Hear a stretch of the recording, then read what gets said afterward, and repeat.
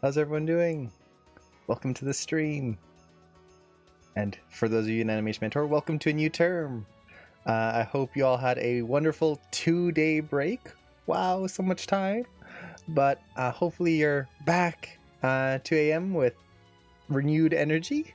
For those of you not in AM, welcome. Hope you're all doing well. Hope everything is safe and good.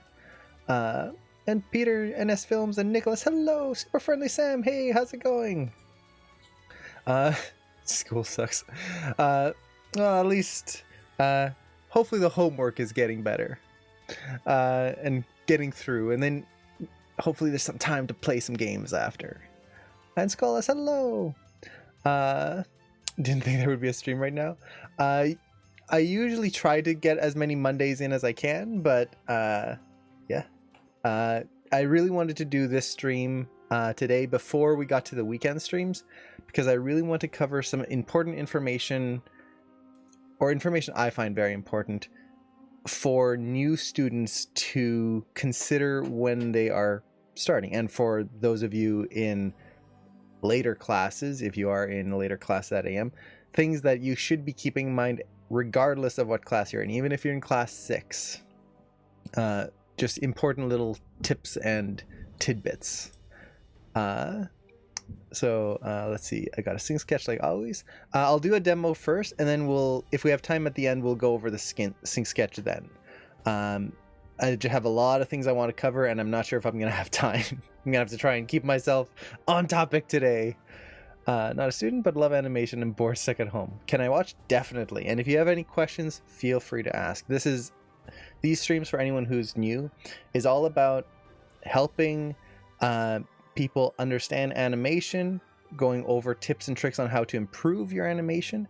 And if you're not into animation, just kind of giving a behind the scenes look at what goes through into making the simplest animation or a more complex animation. Let's see, reading the title, I was like, whoa, Bo's going to shoot reference live on a stream? No. But I did shoot a reference before the stream, so you guys are going to be able to see all of my embarrassing moments shooting reference. Yay! And the reason I'm going to do this is because as animators, we have to get comfortable just shooting reference, and I'm going to put myself in a super uncomfortable... yeah, right? Me? I'm a goof.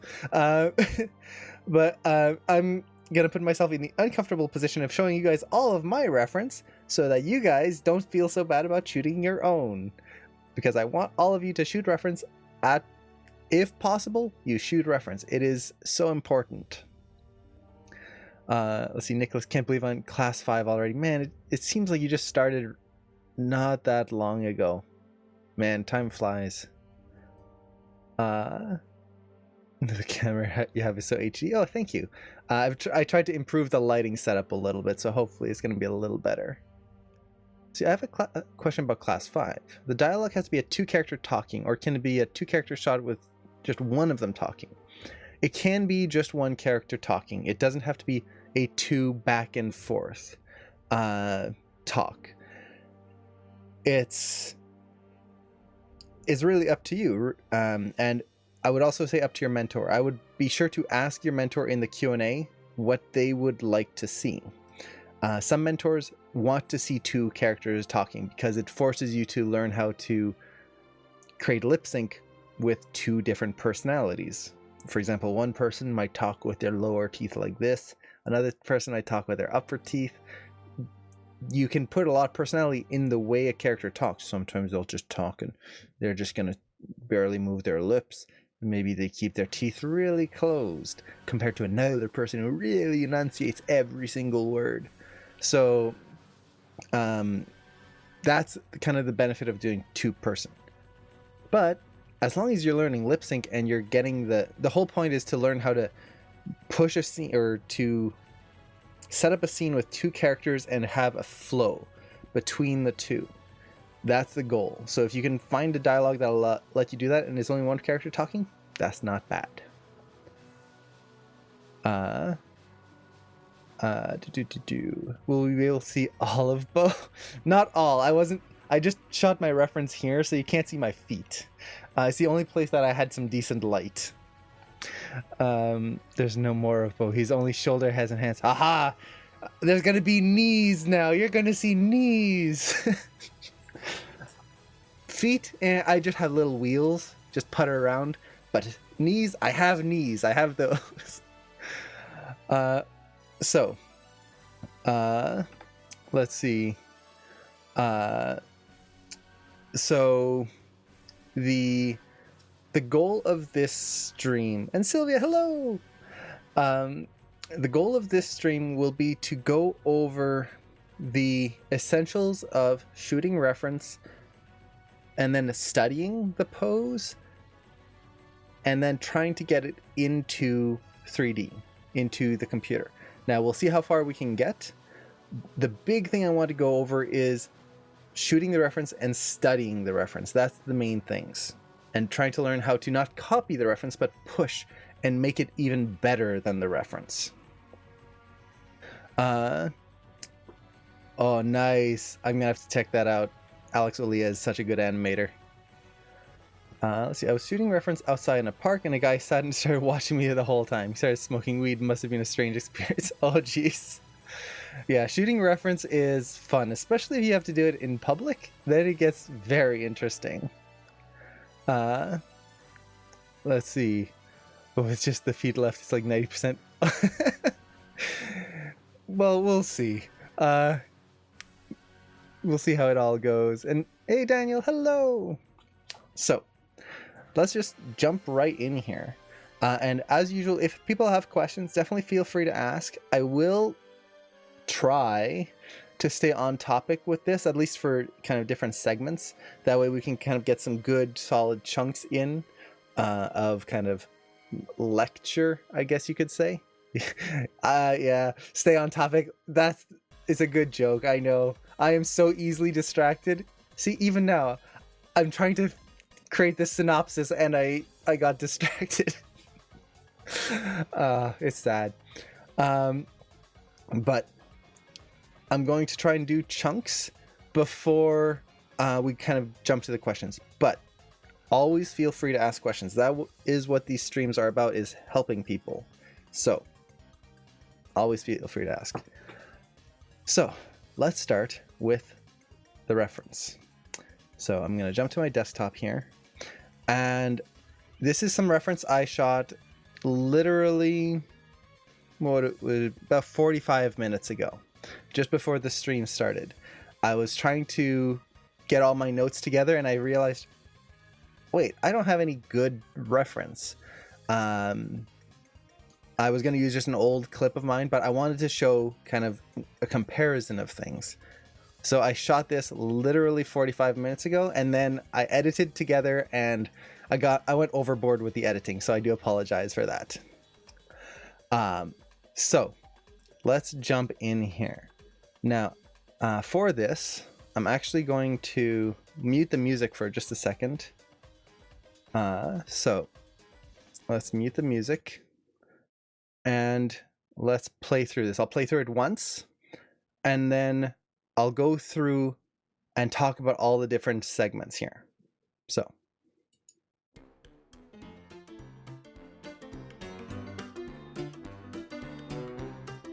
This is what happens when you have too much time editing.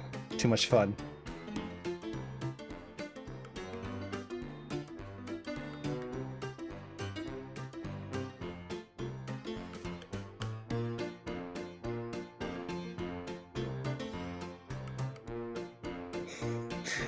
Yeah, awkwardness is part of shooting reference. We have to embrace it, and we just have to do it. It's something like you just have to have fun with, and this is one of the hardest things to get used to. But I'm going to talk about that in just a little bit. Oh, thank you.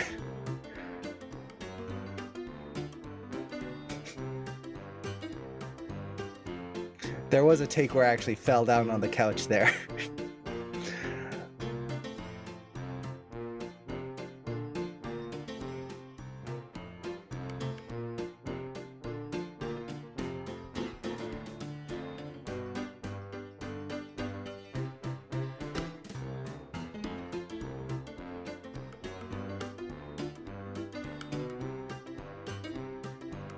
I found the music and I just had to put it in.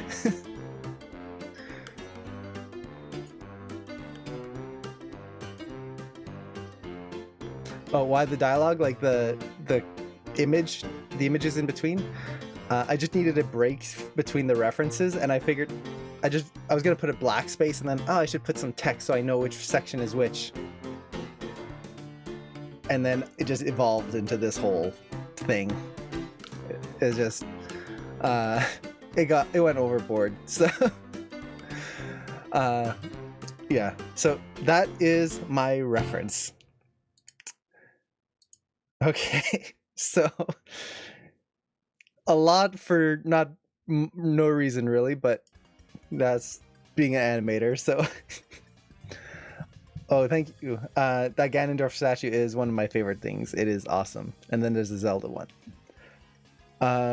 Let's see. I want to see the one where you fall on the couch. Yeah, I was trying to do an excitement one, and I just I went over too far and clipped my heel on the couch and just kind of fell over onto it. Let's see.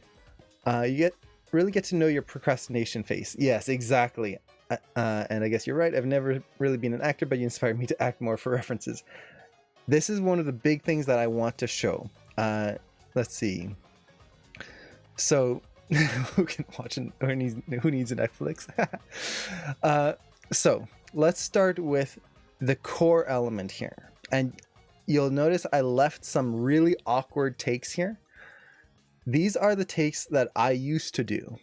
These ones right here. And I see a lot of new students doing this, new animators doing this all the time, where they try to do a take, they try to do something, and it's just not visually interesting. It is boring. And one of the big reasons for that, and this is the big first note that I will say, is when we're shooting a reference, we don't want to think of the actions. Actions are pointless. For example, this first one is a wave. Well, the action of waving is not that interesting, honestly. There's this. Wow. Great. But that doesn't add much.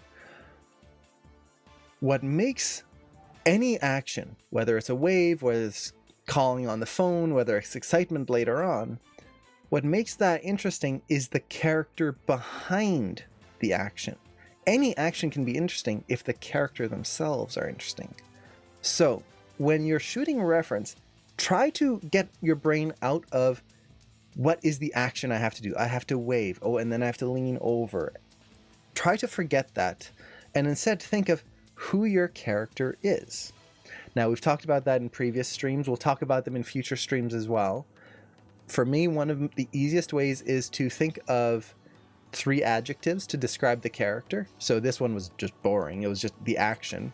The next one, now I'll explain what I'm doing here in just a second. So this one here was someone who is lost in thought, thoughtful, maybe a little distracted, and then he sees a good friend. So I built a little story, and he is genuine. Handsome could be where you just have this character it's always like a strong jaw, head up held high, like just always in that right angle, just like even the way they turn their head is just like yes, and it's just like oh, so handsome, versus someone who's, let's say, ugly or like unappealing. They might always be holding themselves in very unappealing poses and just kind of like always like this all the time, where it's just not an appealing of a pose. So you could use that as an adjectives. But here I was thinking of this character, and I built myself a little story. Even right here. Now it's a different story. Now, instead of just a wave, we have a character who is unhappy. They're maybe frustrated. They're angry. And when they see this person, it's not a happy wave.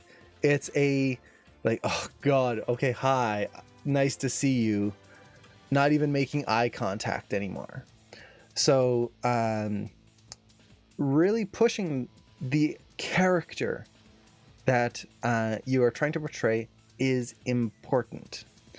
Let's see, I was distracted for a bit, but can we talk about the outfit? Because people usually shoot reference wearing all black, which doesn't allow for seeing rotations in the hip. Yes, that is also a very good note, and actually something I forgot to talk about.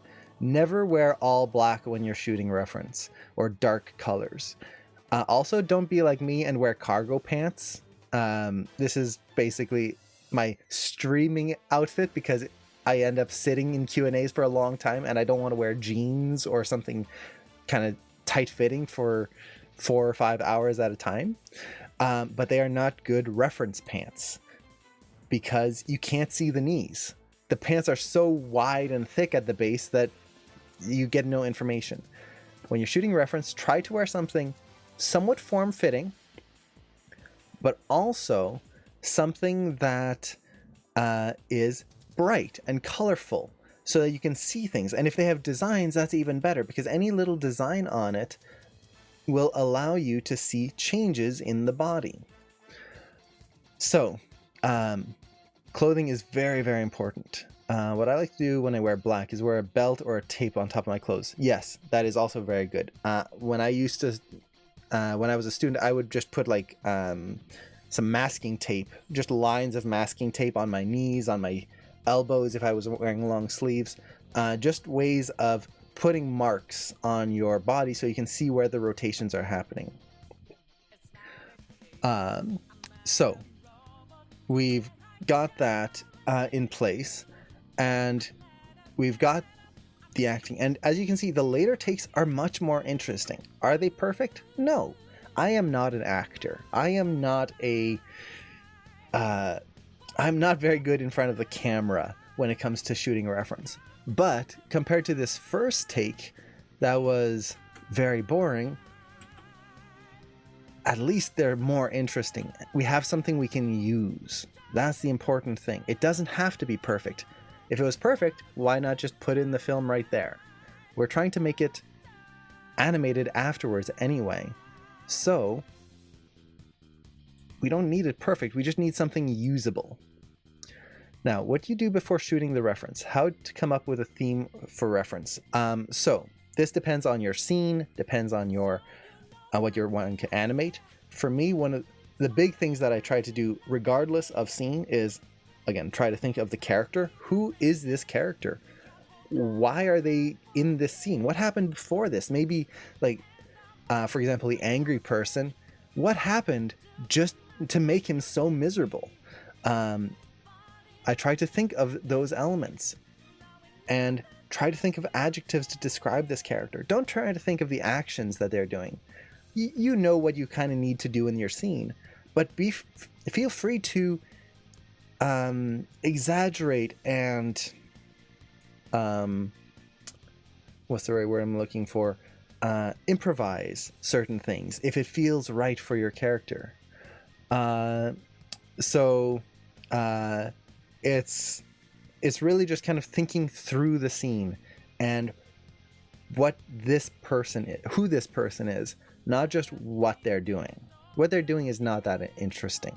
It's how they're doing it and why they're doing it. See, ref to me is really just to get some ideas for the shot across. Yes, exactly. So you understand the body mechanics. You don't even have to like use this in total, but it gives you ideas. For example, here, the line of action. We can see what's happening with the line of action. We can see little details like how as the head turns, well, you can see right here, there's just like a little eye dart right there. I don't even know how well you guys can see that. A little eye dart before, as the head turn happens, the eyes start to blink first, then the head turns and the eyes open. Little details like that of how things, what order things happen in are wonderful. These little things that you can pepper into your shot, don't have to copy, but use and build up from. And they can be little things or big things. So that's kind of the first thing when you're shooting reference. Try to think of the character.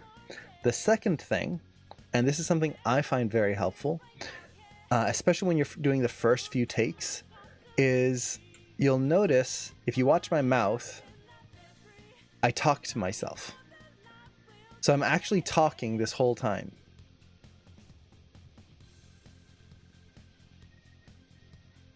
So you can see right there, still talking to myself. The reason I talk to myself, and I do this not out loud when I'm animating, but I do it at least just under my voice, or really whisper it, try to be quiet so I don't disturb anyone else. But when I'm shooting reference, what I'm doing is I am trying to talk my way through the scene, kind of just talking the character's thoughts out loud of why are they doing this. So for example, with the angry person here, I'm not just going, okay, I've got to be angry. Okay, now I've got to be like, oh god, eye roll. Okay, trying to think of all these actions. Instead, I try to think and talk to myself as if I was the character. So it's like, oh god, it's them. Oh, hi. So even though I might be doing a pantomime shot with no acting, or sorry, no lip sync whatsoever, I am trying to talk my way through the scene so that I feel, or I act out the emotions of the character and not just the actions of the character. It's not, okay, turn my head, okay, wave, and oh, look angry. No. What would my character think when he sees this person he's frustrated with? Oh god, not them again. So I try to talk my way through it, and I'm I might do a few different takes where I try different ideas. And again, does it matter that I'm talking to myself and the mouth is moving? No, because I don't have to make the mouth move in my shot. I can just leave the character's mouth closed and haha, no problem. So I find this is very helpful, especially for pantomime shots. Now, the other thing is, and this is the trickiest part, and was the absolute trickiest part for me when I first started, was don't be shy. And this is where, for most of us, you have to keep in mind that you're not going to be showing all of your reference to people everywhere. Unless you're doing like me and putting it online for everyone to see globally. So, yay! But don't be shy. Your reference is for you. Just for you. Now, when you're submitting your reference to your mentor or to a teacher, for example, you don't have to pick the most embarrassing takes. You can pick the ones that you feel most comfortable with. But, yes, exactly like Sin said, you have to get used to being in front of the camera. And do you show your reference on dailies? I know most studios you don't have to show your reference, but that's actually a good point. Yeah. So some studios you have to show your reference on screen. So even more, you have to get over it. If you're working at a studio where they show, I've never worked at a studio where they've had to show reference. You had to show your reference. It was always just blocking, but that makes it even better. Okay. Yes. I love this. So you have to get over it. You have to get over being shy. Now, as a backstory with this, for anyone who goes, oh, it's not that easy, I know exactly where you were. Before I started Animation Mentor, I was borderline xenophobic. So for anyone who doesn't know what that means, is scared of people and scared of kind of putting yourself out there. So I did not like being out in front of people. I did not like talking in front of people. Even family, I could barely say a few words to family unless I kind of saw them for a few hours beforehand and kind of got used to being with them. It was bad. When I was an Animation Mentor, I was so nervous in all the Q&As when the mentor would ask me a question and I would just lock up and freeze because suddenly I have to speak and like interact with people. I was terrible. It took a long time to get over it, but I did. And part of that is just realizing that, and this is the hard part, people don't judge you as much as you think they do. And oftentimes just putting yourself out there and just getting used to like, okay, just do it, is going to be more fun in all honesty. in all honesty, I've had more fun since I got to AM and gotten used to talking to people. I've had more fun just shooting reference and kind of putting myself out there than I ever had before. Because before, if I was on camera like this, let's go full screen, I would just be like this and I wouldn't talk very much and I wouldn't move and I would just stay very quiet. And that would be a whole conversation. But now, because I'm used to kind of trying to exaggerate, this is thanks to animation, I'm used to exaggerating. I'm comfortable with being bigger and like moving in more dynamic ways and just being more interesting. So I really find that was helpful to me. And it takes time. You're not going to get it overnight. But really don't forget to just try to push yourself to be more open to making a fool of yourself, because it actually makes life more fun too. Let's see. I used to have let's see. I missed a bit of the chat here. Let's see. I ended up being shown to massive screen at the BFX festival. Oh no.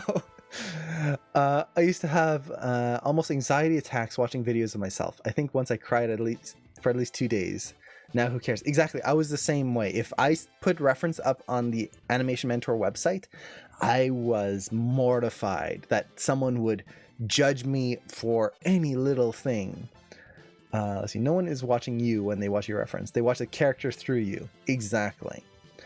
Lecturer told me about a student who filmed his reference naked because the Max rig doesn't have any clothes. Well, that's dedication. Let's see. Plus the people who are super not shy get the best reference because they just go for it and give it their all. Exactly. And that was something that took me a long time to realize, that I just have to go all out. Don't be afraid. And was Cameron also like you in terms of people? Yes, we were both pretty much the same. And we've both gotten over it. I hate showing my ref to people. I know I have to improve that. Yeah, it's just doing it and what's the right word? Getting, and I don't mean this in a negative way, but getting over your fear of being judged.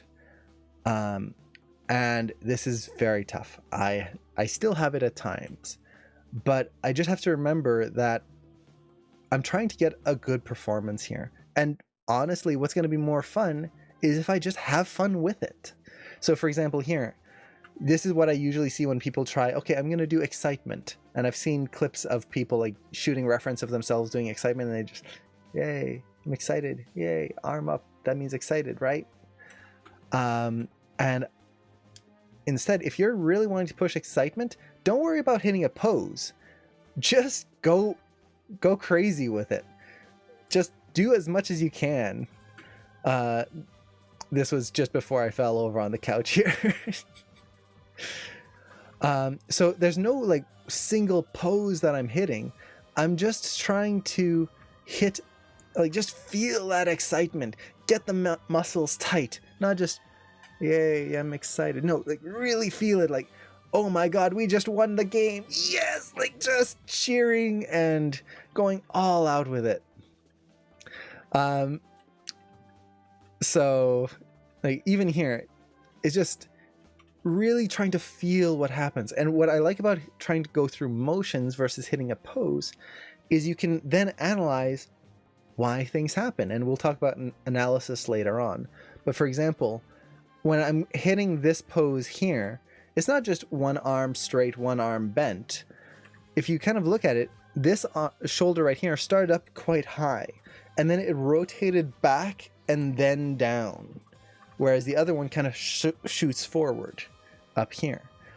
That gives me kind of arcs of motion, and it allows me to understand, well, what will the body do? If suddenly this arm is throwing itself forward, the other one is throwing itself back, what's the chest going to do? Well, it's going to twist violently over to that side, which might make a bigger rotation compared to the hips. Little things like that. By seeing that motion, we can kind of understand what's going on. and then it's just more fun too. So we've got all that. Now, does this mean, again, that our reference is perfect? No, because, for example, the hand poses here suck. I would not want to ever pose my rig out with our hands like this. I did it here because my fingers, like, I was just tensing on my hand, so all the fingers are straightened out. But if I was posing this, I would bend the fingers or do something a little bit more interesting than having them all straight like this. So, and we'll go over that in a little bit, but we don't want to copy the reference. That is not what the point is. We're just trying to get elements that we can be... Yes, exactly. I would have to tell myself to pose out those hands because those hands suck. But we need to be careful with, or to be... The goal of shooting reference is so that we can understand the motion, why things are happening, and be inspired with things that we might not have noticed before. So one of the things, even just shooting this reference, was this phone one here. So again, you can see I'm talking my way through the scene, and then this would be the action of calling someone. It's just dial and phone. Now, actually, before I get to the inspiration part, one thing I do also like to do is I like to have fun when I'm shooting reference. So what I mean by that is, like, you'll notice I do these kind of faces like this where it's like, that was terrible, or I'll just kind of do these exaggerated expressions. I do this when I'm shooting a reference normally. This wasn't just because I'm shooting it for the stream. I try to push myself to stay over the top. So even between takes, I'm going to be like, I'm going to dance, or I'm going to just move around. I'm going to try to be like really light on my feet, just kind of stay a little bit in character, or try to keep that energy up. So I'm not ending a take, shutting down, and having to start back up again. And yes, it is a fake plant up here. I'm in a basement, so I can't have any actual live plants. And this is one of the little bits of greenery that I get. It makes it so it doesn't feel quite so basement-like.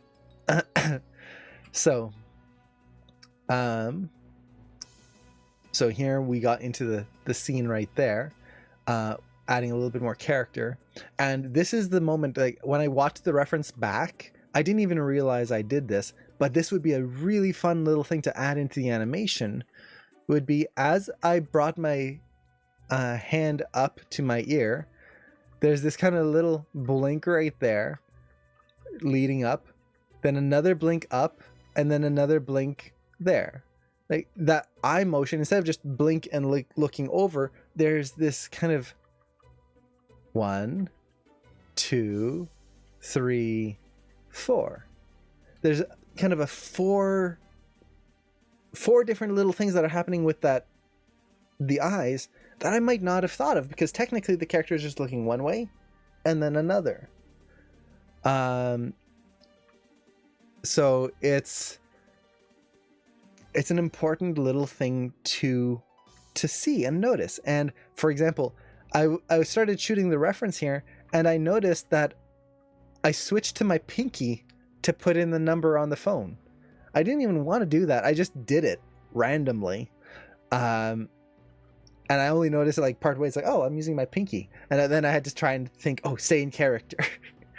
But I might not have thought of that otherwise. I might have just stuck with my index finger. So, and then here, I was really trying to just, in this case, I was trying to think of Squidward as the character. Just kind of a little bit miserable at the beginning, and then kind of being a little bit more of an actor or an actor at the end, kind of as if it was his agent or something, or who we thought was an agent. This one really trying to just focus on like, oh, well, what if I couldn't see the screen quite right, or I was having trouble putting in the number? And again, do you have to use the reference? No, you can change it a lot. But look at the little details that you get. So for example, if you look at my jaw and my lips, how the lip kind of tightens right here, and the jaw sticks out ever so slightly. This little blink right here, instead of just blinking, I kind of close my eyes and I have kind of this head tilt, as if like not quite understanding, or like getting a little bit of a headache, or like there's something in there that I might not have thought of. And then this little pause here where my eyes go up, blink again, and then I look up again before going to the phone. So it doesn't, you don't have to use these. You could simplify it, but they are there for you. That is the beauty of reference, is that it gives you little bits of gold that will allow you to take your performance, and instead of just animating motions, you can animate a character who feels alive. Now let's see. How do you stop? Actually, I saw another question up here. Okay. How do you stop yourself from copying the reference too closely? Do you have a method that you usually follow? I'm actually going to be going over that in right after this, actually. And then I love that pose and smile. How do you think for not overacting? I try to overact. I try to make it more than it should be, because in most cases, you're going to be exaggerating it anyway in animation. So I would much rather try to make it bigger in my reference. That way I don't have to exaggerate as much in my shot. Or it just makes it easier to see certain things. So I will try to overact things instead of trying to hit the perfect, just gotta hit that level and stay there. No, I will try to overact and just make it larger than life. So let's see. My class 4 mentor taught us to do the storytelling poses first and then push those to convey the emotion better, or line of action or silhouette. Yes, perfect. So that's the main thing. Now, when you are pushing your poses, there are steps that you can use to make sure that you're not copying them, which I'll go over in a bit. Do you guys do much retiming after getting your key poses down? Oh, that's for Sylvia and Sin. Okay. I feel like my poses need to be pushed, and then let's see, shot with great body mechanics or shot with a story for a show reel. Both. If it's for a show reel, you want a shot with a good story. Now, it doesn't have to be a long shot, but there should be a story to it. So for example, the character's answering his phone. Well, the story here is that he can't see it. The other one was maybe he was getting a call from his agent. So there's a story in there. Is it a deep story? Not at all. But there's something to it versus just the action of calling. On top of that, you need good body mechanics. And what I like to do for demo reel shots is I always try to add some sort of body mechanics thing into a shot, even if it's a subtle one. So if it's a character just sitting there doing nothing, I'm going to try to add some sort of body mechanics in there to show that I can do both. So with that, there's one last note on the reference that I want to talk about before we move on to pushing the poses. And that is this last bit right here. So the moment. When you're shooting reference, it is very tempting to look at all the little bits in the middle and just get rid of them, delete them and throw them out. For me, I love those moments because those, I might not use them in my shot, but I might use them and kind of keep them for something else. So for example, I was trying to think of what I should do next. Was there any other variations that I should do? And this was me actually thinking and kind of trying to figure this out. So as I was thinking, I did this little weight shift. You can see my mouth. I chewed my lip right there. I was kind of chewing my lip thinking. As I brought it back, the one corner of my mouth goes up just a little bit there. It's a moving hold, very subtle, but it's not frozen. You can kind of see if I scrub through how much Like right there, you can feel the breath in there. You can see how much my shoulders are moving all through there. So I'm not frozen in place.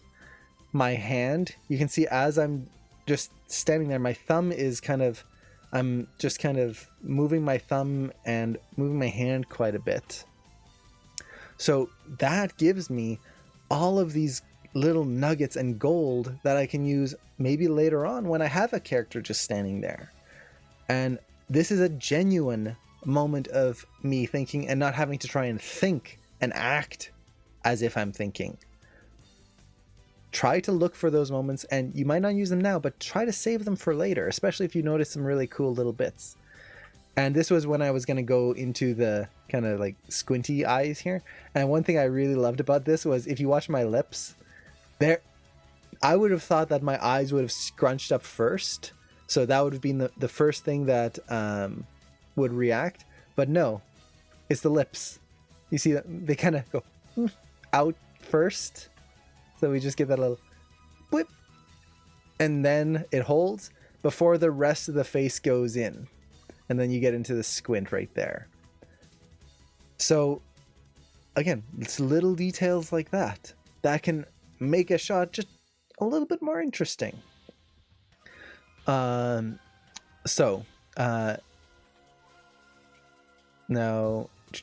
I think I saw another question up top that I might have missed. Okay, I think I got everything.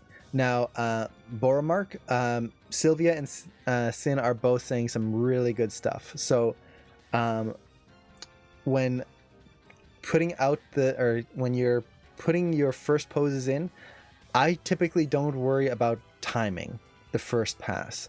I'm worried about getting the storytelling poses in, which is usually 8 to 12 poses, to make sure that my character is moving through the scene correctly, that they are, that my kind of story is being told. And then after that, and I just see key everything on the whole body for every frame. Once I do that, then I'll focus on retiming.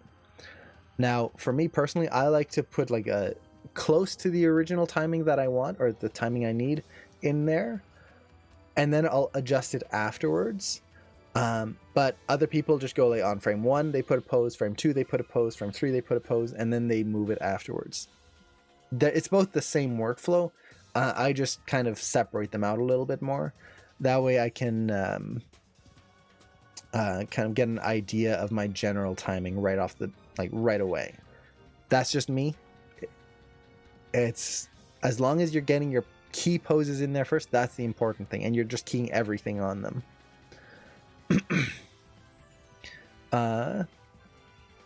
And that way, like Sylvia said, you're only working on one thing at a time. That's the important thing.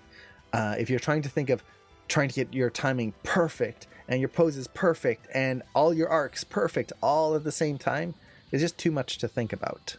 And John, hello. Now, I do think I missed a question. So if I do miss questions, definitely feel free to repeat them. I'm trying to keep an eye on the chat, but I know I'm missing things. Let's see. Oh wait, there it is. I tried to animate a complex character today, but I got stuck trying to set all keyframes. I'm not sure what you mean by stuck in that sense. Do you mean that you couldn't set the keyframes? If that's the case, usually I just click and drag to select all the controls, hit S to set a key. If it's selecting the joints or not selecting the controls, make sure you go to show and turn off joints. That way those are not visible. Those will affect your selections. And then if you have FKIK switches, I'll typically try to use a GUI picker to select all the controls. That way I make sure even hidden controls are being selected and keyed. Okay, so this is our reference. Now, we need to push or start pushing our pose. So let's actually just find a pose here. I'm not going to pick an action or a set of actions. I'm just going to pick one pose. Which one?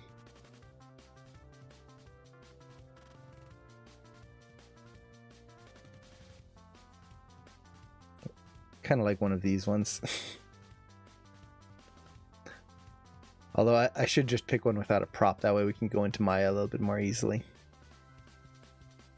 Let's maybe pick this one. Just because. So, when we first take a look at the pose, the first thing you need to do is study it. Really study what's going on here and figure out why it's looking the way it is. This is one of the big things that when I see students starting animation, they kind of skip out on. They'll just go, okay, here's the pose I want, and they might pull this from like online, a different maybe something, just a picture they found online, and they'll just go in and, okay, well, let's pose out the character. And let me just kind of move this over so we can see both windows. Okay. And it'll just be, okay, leg is out, so I'll move that leg out there. Okay. Then the head is tilted. Okay, tilt the head. Arm is bent forward. Okay.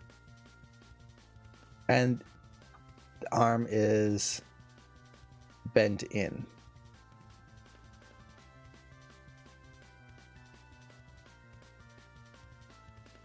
There we go.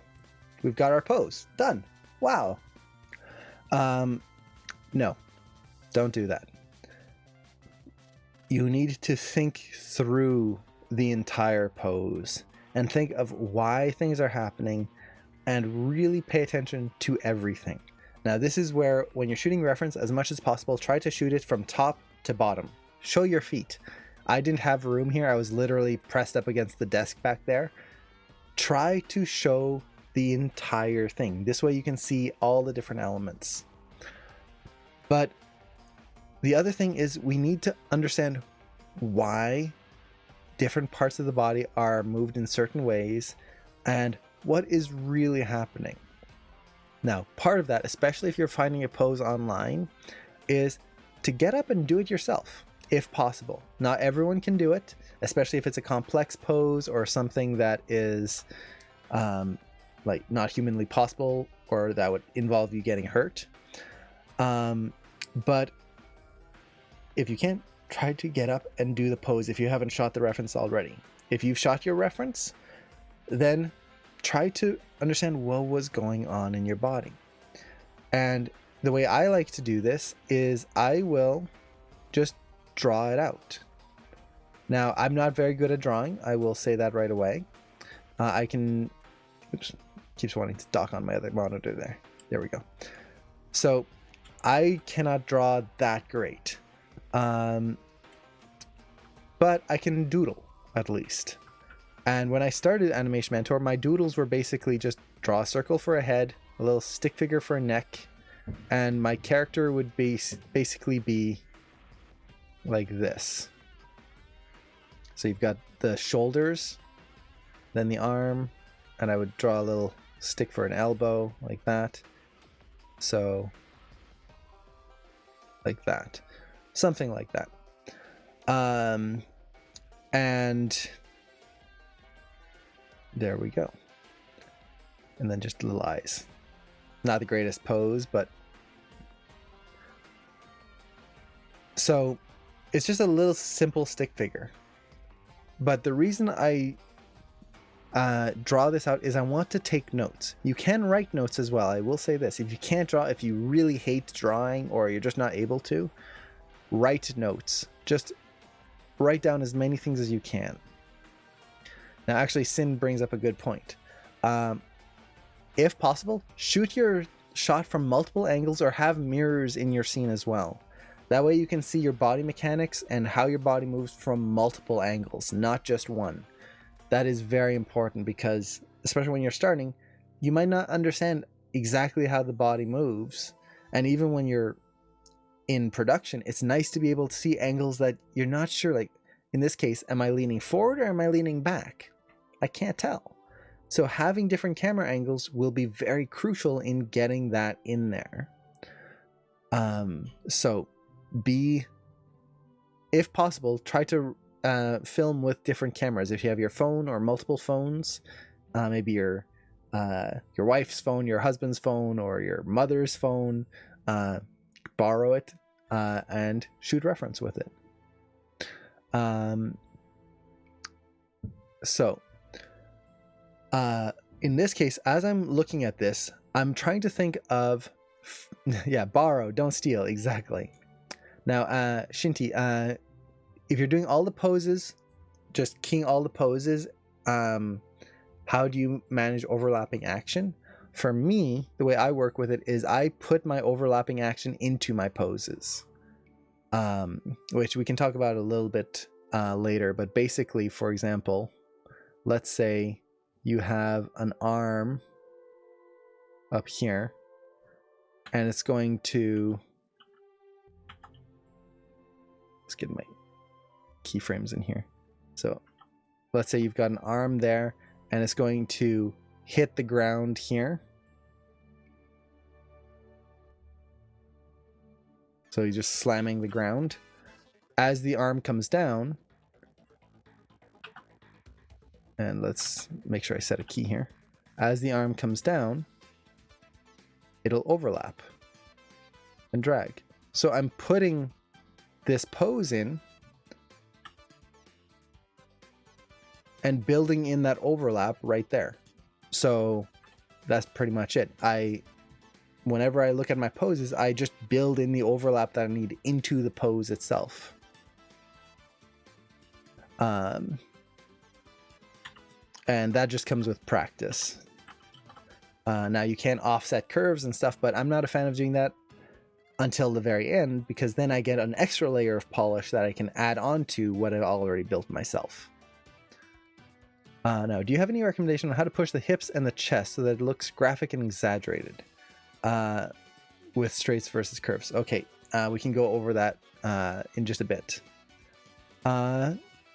So let's say we're trying to analyze this pose here. Well, what I'm going to try to do is I'm going to try and work out what mechanically is happening first. Now, as you get more experience, you can kind of skip this step, but when you're first starting out, this is a good thing to do. So in this case, try to look at, well, what are the hips doing? What are the shoulders doing? Which rotation, or how is the body rotated? So for example, if we think of the hips as a cube, let's say the hips are kind of rotated a little bit this way, with the center of the hips here, kind of pointing forward. We've got the one leg that's straight underneath. This is where having the feet would be very helpful. The other leg is going out. Now, what I'm looking for is, what angle are the hips? So for example, and let's do this in different color. Okay, so the hips are at this angle here. Well, what's their angle horizontally? They're actually going up ever so slightly, like this. Now, why would that be? Try to think your way through it. Talk your way through it. You've got this leg supporting yourself, and then the other leg is out front, but it's pushing upwards and pushing this hip up slightly. So already I know that my drawing here is a little off, because I need to push this a little bit more like so. And once again, are you gonna have to do this for every single shot you ever do? No. The more you do it, the more it'll just kind of become second nature, and you'll just look at a pose and go, oh, okay. You start seeing all the lines. Look at the other shoulder. Well, the other shoulder, you can see the one is higher than the other. We've got this. The body is also a little bit more away from the camera. So we've got a twist in here. The body is leaning. And instead of just this little rotation there, we've got quite a big one right here. I'm going to exaggerate this just a little bit right there. So now we've got a twist going on in the body.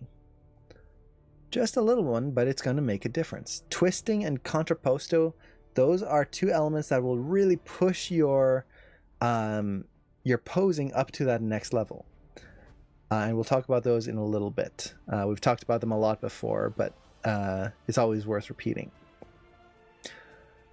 So you just start looking at all these elements. Where do things line up? This is one of my favorite things to look for, is draw a line from the center of your hips. Now in this case there's a zipper, so that makes it easy. Center of the hips, whoop, go straight down. Where does that line up with your foot? If we were to keep drawing the foot here, the foot would be pretty much right there. The line of the hips is lining up directly above the center of the hips, directly above that foot, because I'm trying to keep myself balanced. Now go up from that and look at the neck. The neck is not perfectly in line. This is very important. Actually, let me redact a little bit of that, because drawing that foot, I just noticed that I drew it way off. This is actually a very important little bit to watch out for. If you are standing, draw a line from the base of your neck right here and go straight down. Usually that will go to your pivot point, to your foot. So if I draw this foot straight this time, so this is again why you don't wear baggy pants, because baggy pants are going to throw you off. If I draw this, the foot would actually be right here. That's better. So I'm on my toes right there. That line goes straight down to the toes. The hips are a little bit off from that. Things aren't perfectly in line. A lot of people, when they start out, what happens is that they line up the base of the neck to the center of the hips, to the foot, and to the top of the head. So everything just kind of lines up perfectly straight, and it kills the pose. Try to look at these variations so we can see that the hips are actually way over this way. So we can look at these elements, and there's so many. Like, I'm just covering a few basic ones here, but the more you can look at and kind of break down, the more your pose is going to make sense later on. So let's go over just like the important ones. So shoulder versus hips. That's very important. This will give you your contrapposto, the squash versus stretch on the body. Next, rotation of the body. So the fact that the chest is rotated a little bit more this way, whereas the hips are rotated more that way. That's going to be very important. Also the angle of the head too. So the head is definitely quite a bit at an angle here. Look for the line. So just draw a line straight through your character. And I could even start, let's start from the base of the neck and then go up to the top of the head. And watch where all the center points are. So the center of the head is right here. Center of the neck is right there. Hips are right here. Then foot is over here. So you can see how this is already creating a line through the body. It's not just a straight line. It's got this curve to it. Just by looking at those elements there. So the more you study the pose, the more you can understand why it's doing what it's doing. Okay. So we study the pose. And this is just, again, you could write notes, you could draw on it, you could doodle. Like for me, I would just be doing something like this, where just a very simple kind of doodle to understand the direction of the body. So make sure this is rotated a little bit more there. This is not to get it accurate to my reference, and I'm not trying to exaggerate it yet. I am just simply trying to understand what is going on in the pose. And actually, let me move that up because I'm not going to have room for the legs. So there's kind of this lean to the body this way. And you can see it's not super detailed in my drawing. I'm not trying to make this amazing, but I'm just trying to understand how everything is posed here. So actually my shoulders, I drew the wrong way. This needs to go up here. So this way I'm making kind of mental notes to myself. Oh, I have to remember that shoulder needs to go the other way. The hips, they should be up here. I'm just making all of these mental notes to myself. Okay. So let's see. With that, we move on to the next phase, which is, for me, drawing it out and exaggerating it. So now we've studied the pose. The next thing is I want to exaggerate it. And this is something I do with pretty much all my storytelling poses in a shot. Is I'll look at my reference and just quickly doodle. It doesn't have to be like super detailed, but quickly doodle ways I could push this. And this is where I start trying to think of design elements. So how can I push the design of the pose to be more interesting? So design elements, we've talked about this in previous streams, and I'm going to be doing another stream on this again because it is very important. But for example, design elements are things like the gesture. Does the gesture read? So does the pose in general read? Yeah, I think so. Let's look at our silhouette. Is the silhouette clear? Not really. So if I was to just copy this pose, this arm right here is pretty much right over top of the shoulder. You can see the shoulder is just back there, the wrist is there, and the elbow is right here. It's not the greatest silhouette, especially if I was to go, for example, here. Let's say this was our pose. Now that wrist is right over the shoulder. That is a terrible silhouette. It's basically doing this, where everything lines up. We don't want that. So I would want to try and push my silhouette a little bit more. Let's say, well, let's see what else is not super clear. I'm kind of getting a tangent between the fingers and the jaw right there. So I might want to push a little bit more space. How's my line of action? Line of action is this way. Can we push that a little bit more? How can we push the contrapposto of the pose to be a little bit more exaggerated? The straights versus curve, or complex versus simple. Like someone mentioned before, how do we push that to make it more dynamic? And I try to think of this right from the drawing phase here before I get into Maya. Now, I don't spend a lot of time on this. This is more just doing quick notes so that when I get into Maya, I'm not trying to come up with everything then, because everything's going to be slower in Maya because you're dealing with a lot of controls. Instead, I'm just trying to do quick notes of, okay, what if I try this? What if I try that? So in this case, for example, I'll want a straight here and then the curve here. And, well, what else? We want simple versus complex. So if we've got that line, that simple line right through here, complex line on the front, well, we've already got this in the pose. We've got the elbow out here, that adds complexity to this side. The hands out here, that adds complexity. This arm stays nice and clean inside, like that. If, for example, let's change this pose. Let's say that my pose had the elbow out here instead. Well, now what's happening is that we've got complexity on this side and that side.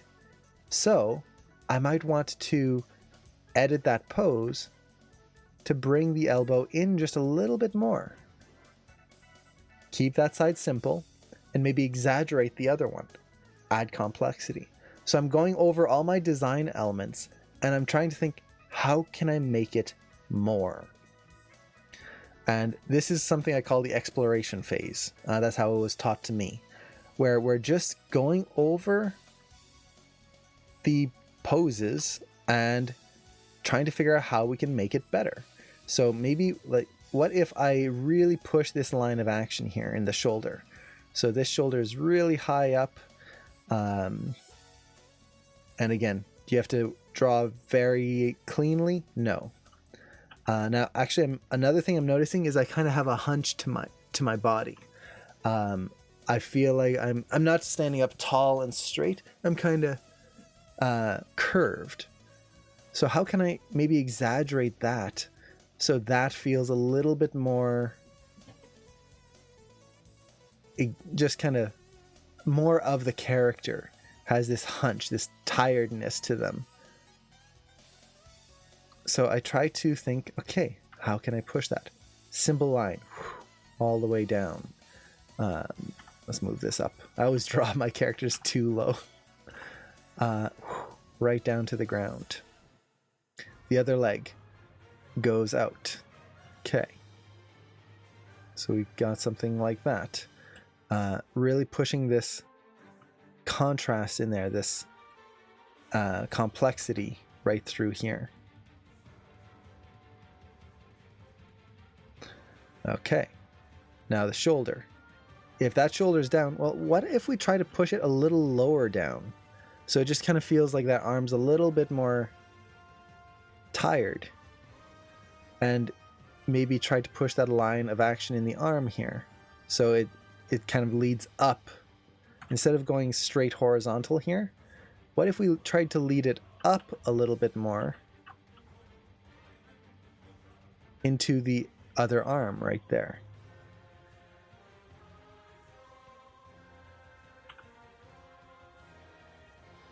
And did I just change my brush? There we go. So it comes up a little bit more. The head, we'll push it along that line of action right here. So maybe the head will be over here, but still looking kind of this way. The other shoulder is maybe a little higher. And how can we push that silhouette? Okay, so I want the hand to be out and visible. So maybe it's going to be out here. But maybe we kind of push it a little bit more so the pose is this way. So now we can see that upper arm versus the lower arm.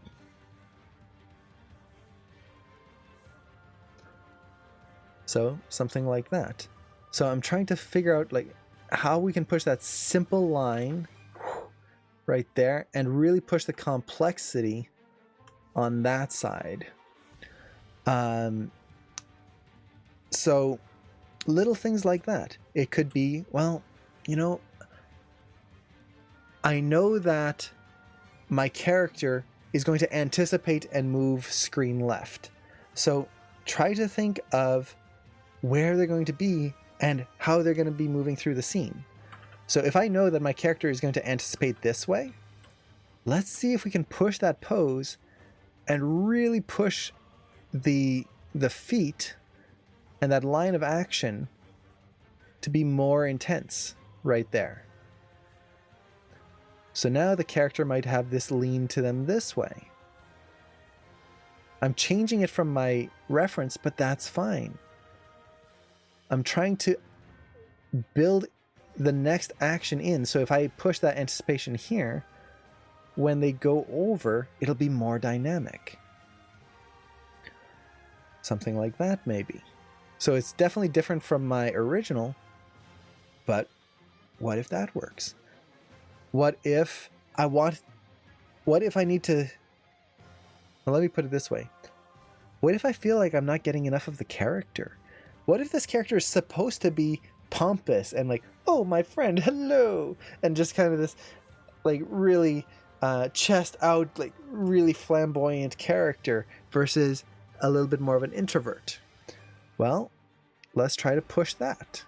So even though I have this reference, I can still try to push the character a little bit more. So maybe the chin's going to be up a little bit, so he's kind of looking down. And this does not have to read wonderfully. This is just notes for you. The chest is up a little bit more. Let's kind of keep that line of action simple right through here.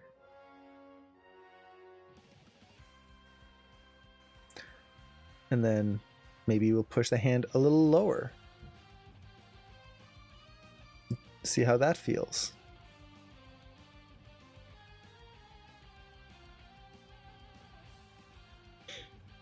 So we get something like this. So I'm exploring different ideas and trying to see, okay, which one feels better? Am I getting enough character here? I think that might be a little bit more pompous with the chin up versus the head kind of down here. It keeps his head up, but I'm kind of losing my line of action. I'm going this way versus doing this. Okay, let's try again. And this is what I love about doing this with drawings versus trying to do it in Maya, is I can try a lot of different versions. Maybe, what if I just kind of want to push this foot a little closer in this way? So we get something a little bit more like this. Then push that head up.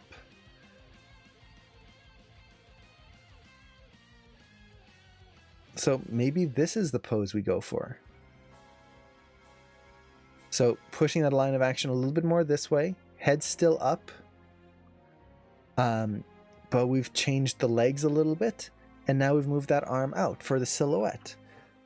And again, simple on one side, complex on the other. So this is the power of the exploration phase, and you can see, like, if I wasn't trying to explain my way through this, you could do a bunch of these super quickly and get an idea of how can this be improved before you even step into Maya. Now, to be fair, you kind of have to have some drawing skill for this, but you can see my drawing skill is not amazing. It is just essentially slightly exaggerated stick figures. If you want to kind of do this, the way I think about it is, like, the chest is kind of this triangular, almost upside down cone. Hips are kind of the same. So you just do that kind of shape there. And then I just draw the hips from the outside edge here. So this would be the hips coming down into the feet. The neck kind of sits at an angle like that. And then the shoulders, I think of those as kind of separate options. Man, this looks like someone from the 90s. Shoulder pads! And then you've got the arms there. So that's kind of the basic form I think of. And I can simplify that to the body is a kind of sphere like this. Add the shoulders. Still kind of thinking of that upside down cone in my head, but simplifying it. Neck, then head. And then the arms come out from here. So this is the important thing. The arms don't connect to the body, they connect to the shoulders, and the shoulders are another separate piece over top. And then, actually, this is a nice little tip that Cameron gave me. Think of the abdomen as a sphere, and then add the hips on top of that. And then the legs just go straight from there.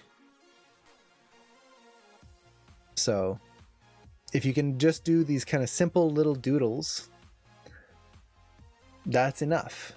You don't have to go super in depth.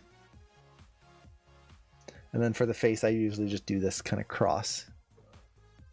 But this is very, very important.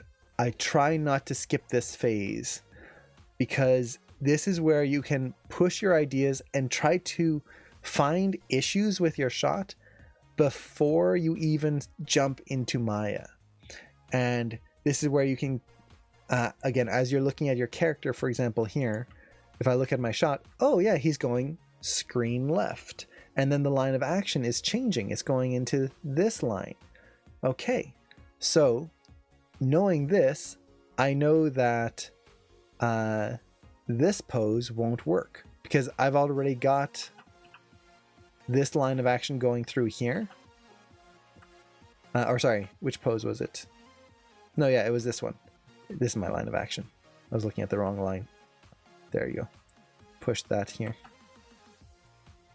So this line of action here won't work because my next pose is going to have that same line. It's going to be boring. All of these little things you can fix and understand right from this moment.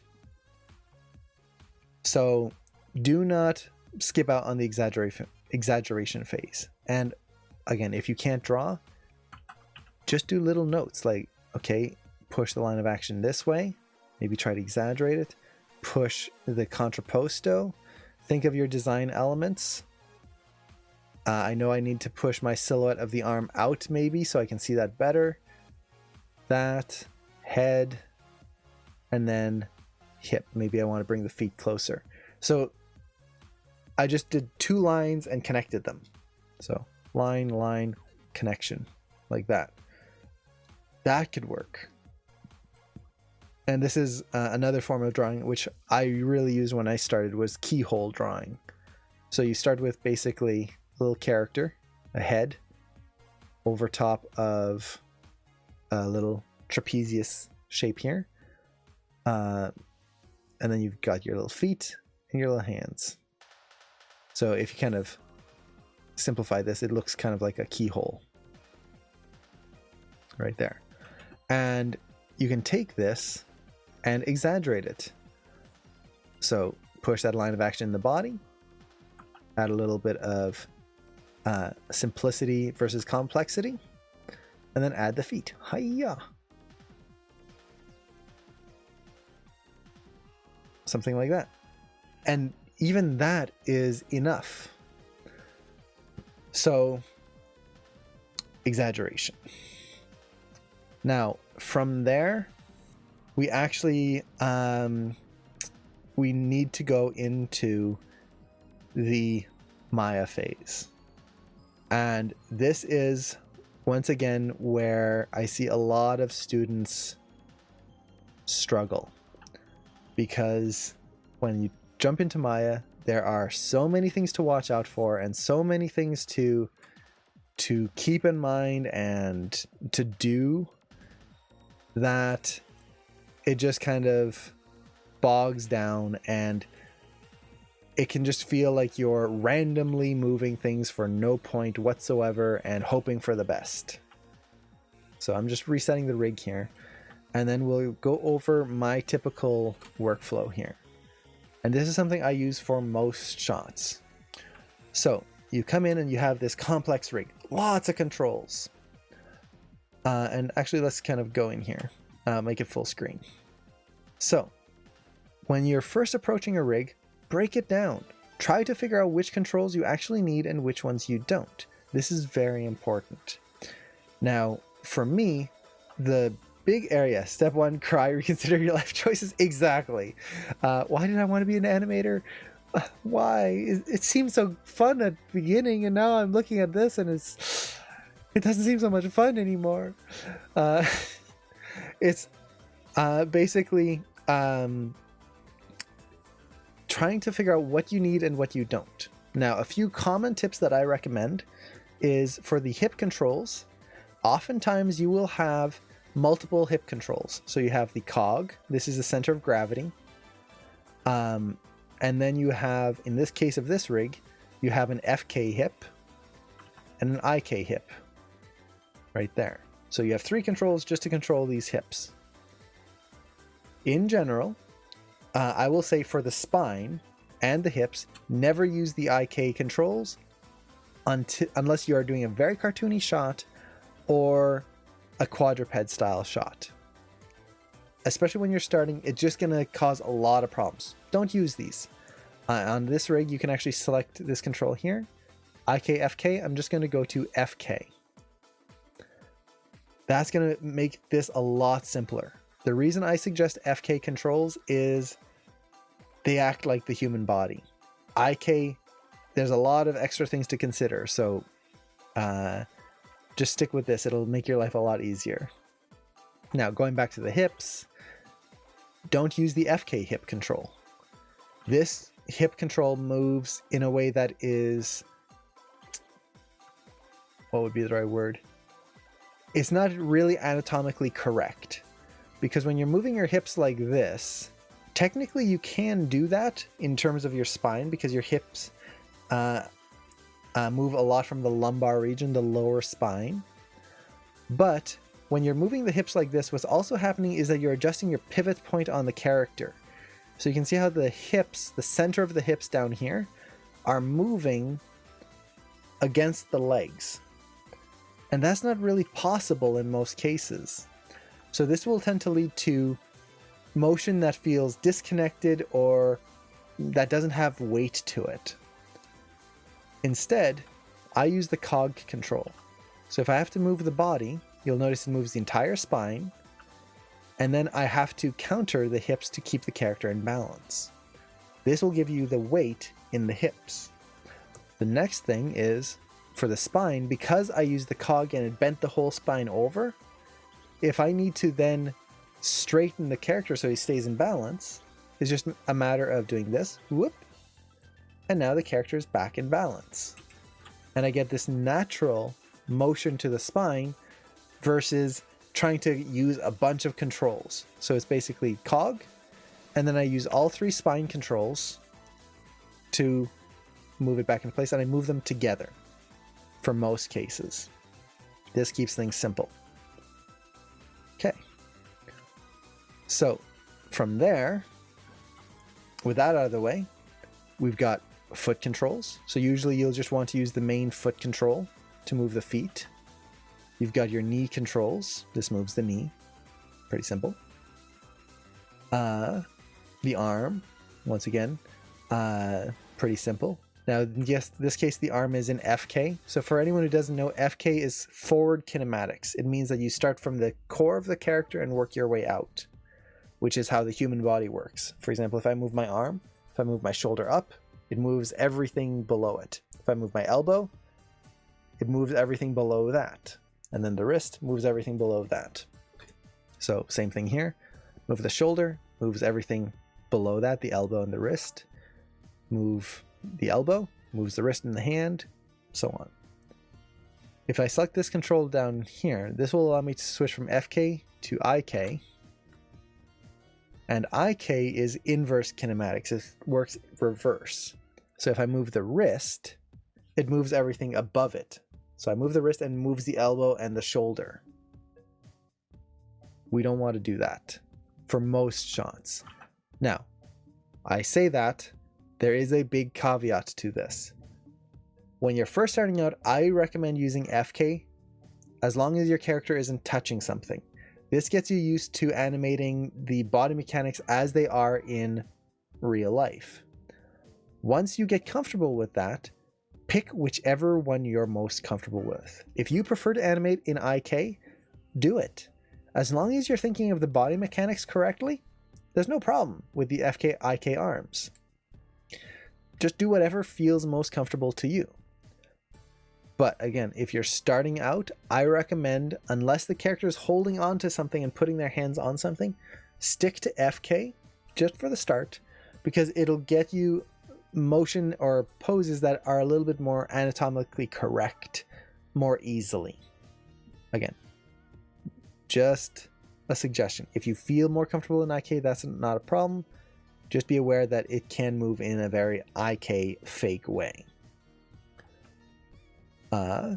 Now, with this, you also have 2 neck controls. If your character has 2 neck controls, I usually just pick the one that does the majority of the motion and use that. The other one is usually a polishy control.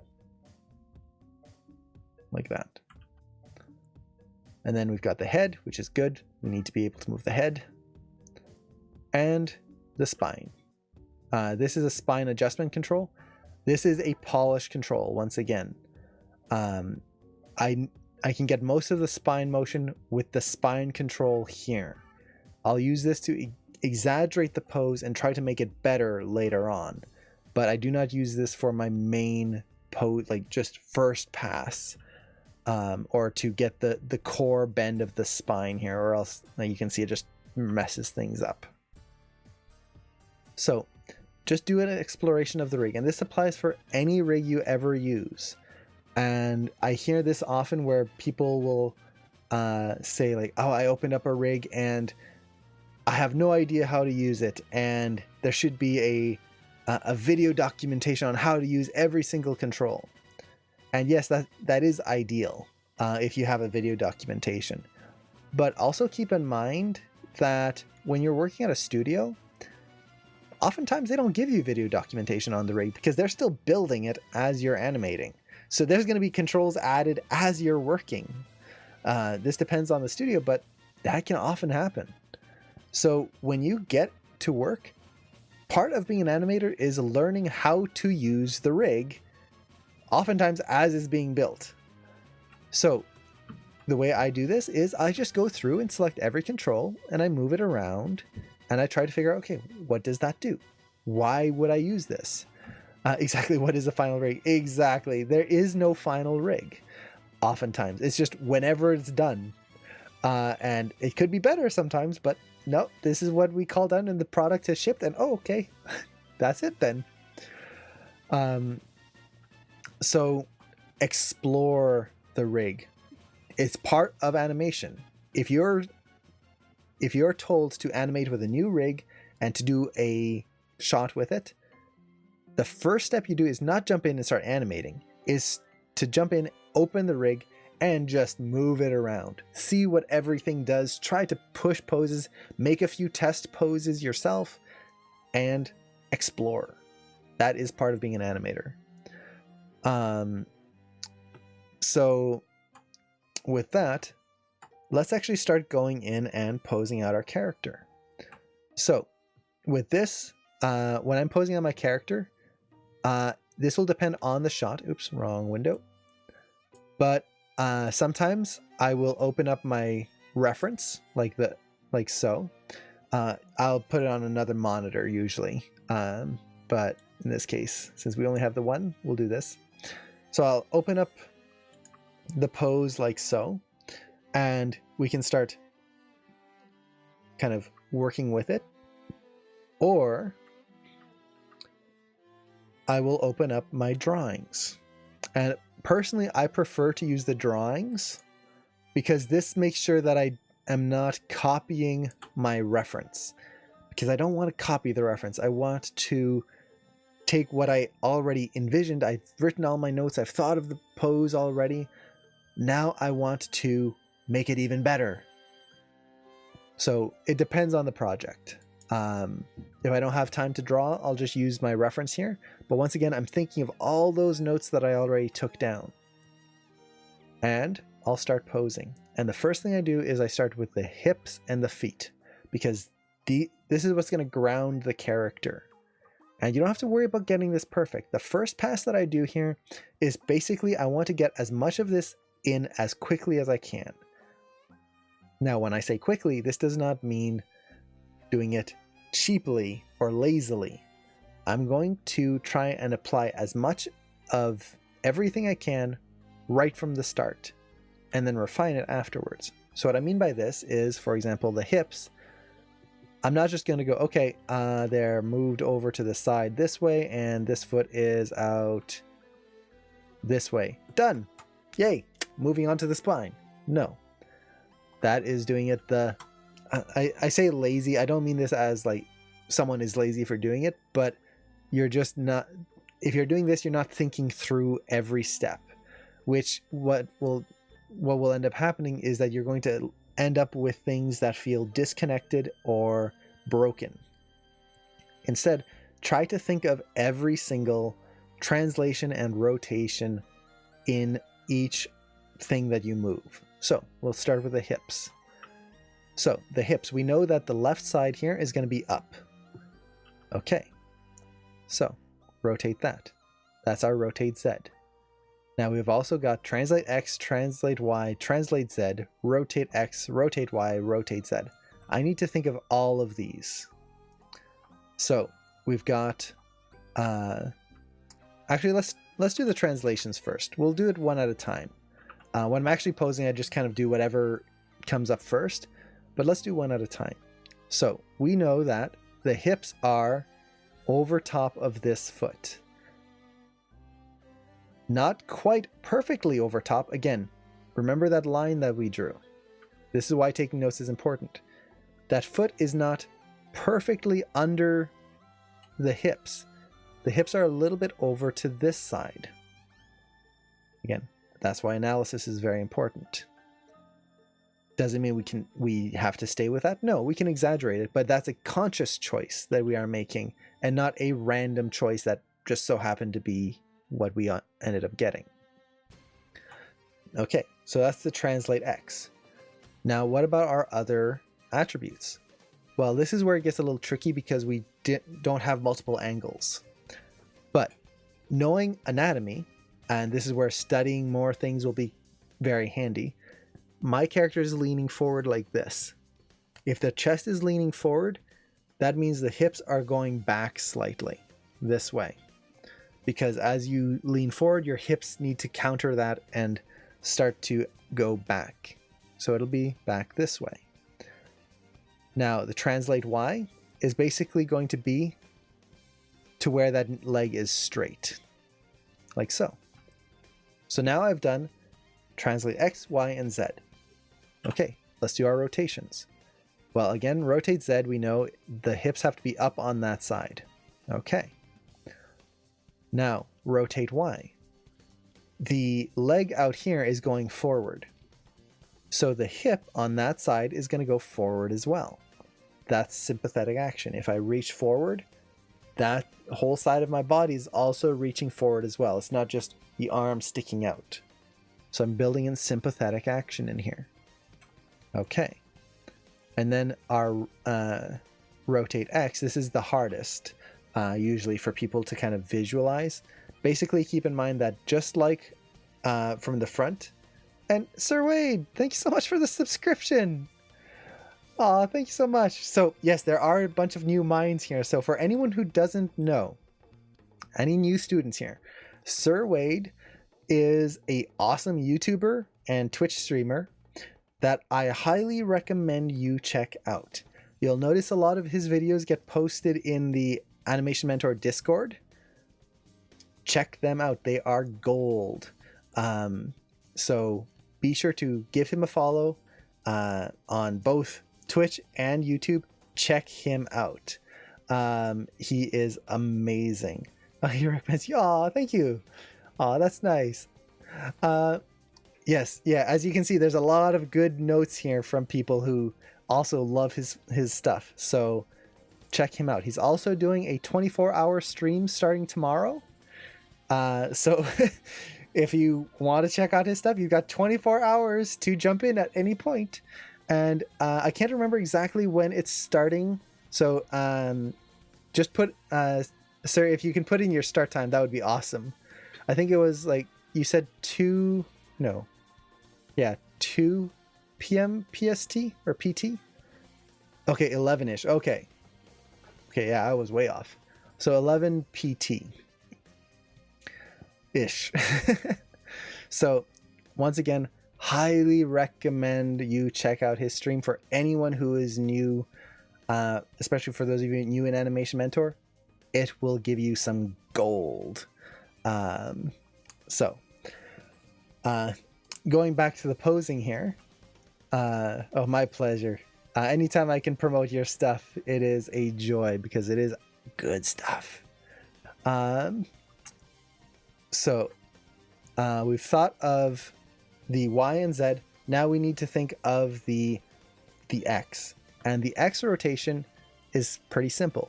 So just like on the side, if we rotate, for example, the hips one way, the chest will rotate the opposite. So you get what's called contrapposto, hips and shoulders going opposite directions. If we look at it from the front, it's the same thing. If the body leans forward, the hips will counter that and lead in. If the body goes back, same thing. They go in kind of pincer direction. So I know that I want the chest to be slightly forward here, which means that the hips are going to rotate back like that, so slightly in. There we go.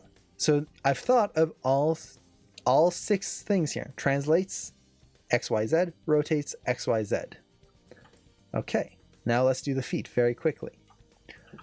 So the feet, the big thing, and you can't see them in the reference here, is that they will stick out at angles. Feet don't just point perfectly straight. And this will automatically give character to your character. For example, if your character is really nervous, the toes might point inwards a little bit. If they're more confident, they'll be pointing out. If they're someone like Goofy, the feet might be pointing like almost in totally different directions. You can get a lot of character just by how the feet are positioned. And the other thing is that they don't line up front to back either. So one foot is going to be more forward than the other. So this is where I now have to adjust the leg and the hips in tandem. So I want this leg to be straight here. And this one is going to be out a little bit. Now I have to be careful because you'll notice that the leg is actually stretching. I could stretch this leg quite a bit here. So if that's the case, let's roll the foot up ever so slightly. So we just get a little bit of a stretch. Just like that. And all of a sudden, we've got the legs pretty much in place. Is it perfect? No, not at all. But it's there. The core elements are in there, which we can now exaggerate when we get to it.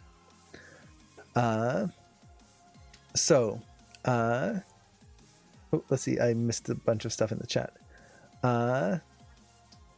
See, my connection got disrupted when he named out the streamer he was recommending. The name of the streamer is Sir Wade. You can find his stuff linked below, his YouTube and his Twitch stream. Check him out. Highly, highly recommend. So it's right there. Yeah, so you can click on his name. Sir Wade FX. He has amazing stuff. Highly, I cannot recommend it nearly enough. I love that wave. So we've got the hips in there. Let's go to the spine. And once again, I'm thinking through these elements. So think of the spine, not just one rotation. It's not just blip, done. No. We planned all this. We looked at this. We prepped for this moment. This is what it all led up to. And this is why it's important to think about things before you jump in, because like Sin mentioned earlier and Sylvia mentioned earlier, when you're animating, there's a lot of things to keep in mind. If you're starting to think of many, many things all at once, you're going to forget something. But we broke it up. We studied the pose beforehand. So we know that not only is the body rotated this way to create the contrapposto in the shoulders, we also know that the chest is rotated more screen left. We also thought of how is the character curved? He's curved forward. There we go. All 3 rotations done because we already thought of all of it beforehand. And we wrote notes and we did little scribbles. We made sure that we understood what was going on before we even started. So this is where that study becomes important. If you're just jumping in and like, well, jump in Maya, let's pose, you might be getting some stuff right. But if you miss even 2 or 3 elements right now, you're going to be missing a huge, huge chunk of stuff. Okay, so we've got the spine in there. Let's kind of go to the head. Now for the head, I usually skip the neck and go straight to the head itself. The reason for this is because the head and neck have a kind of a sympathetic relationship.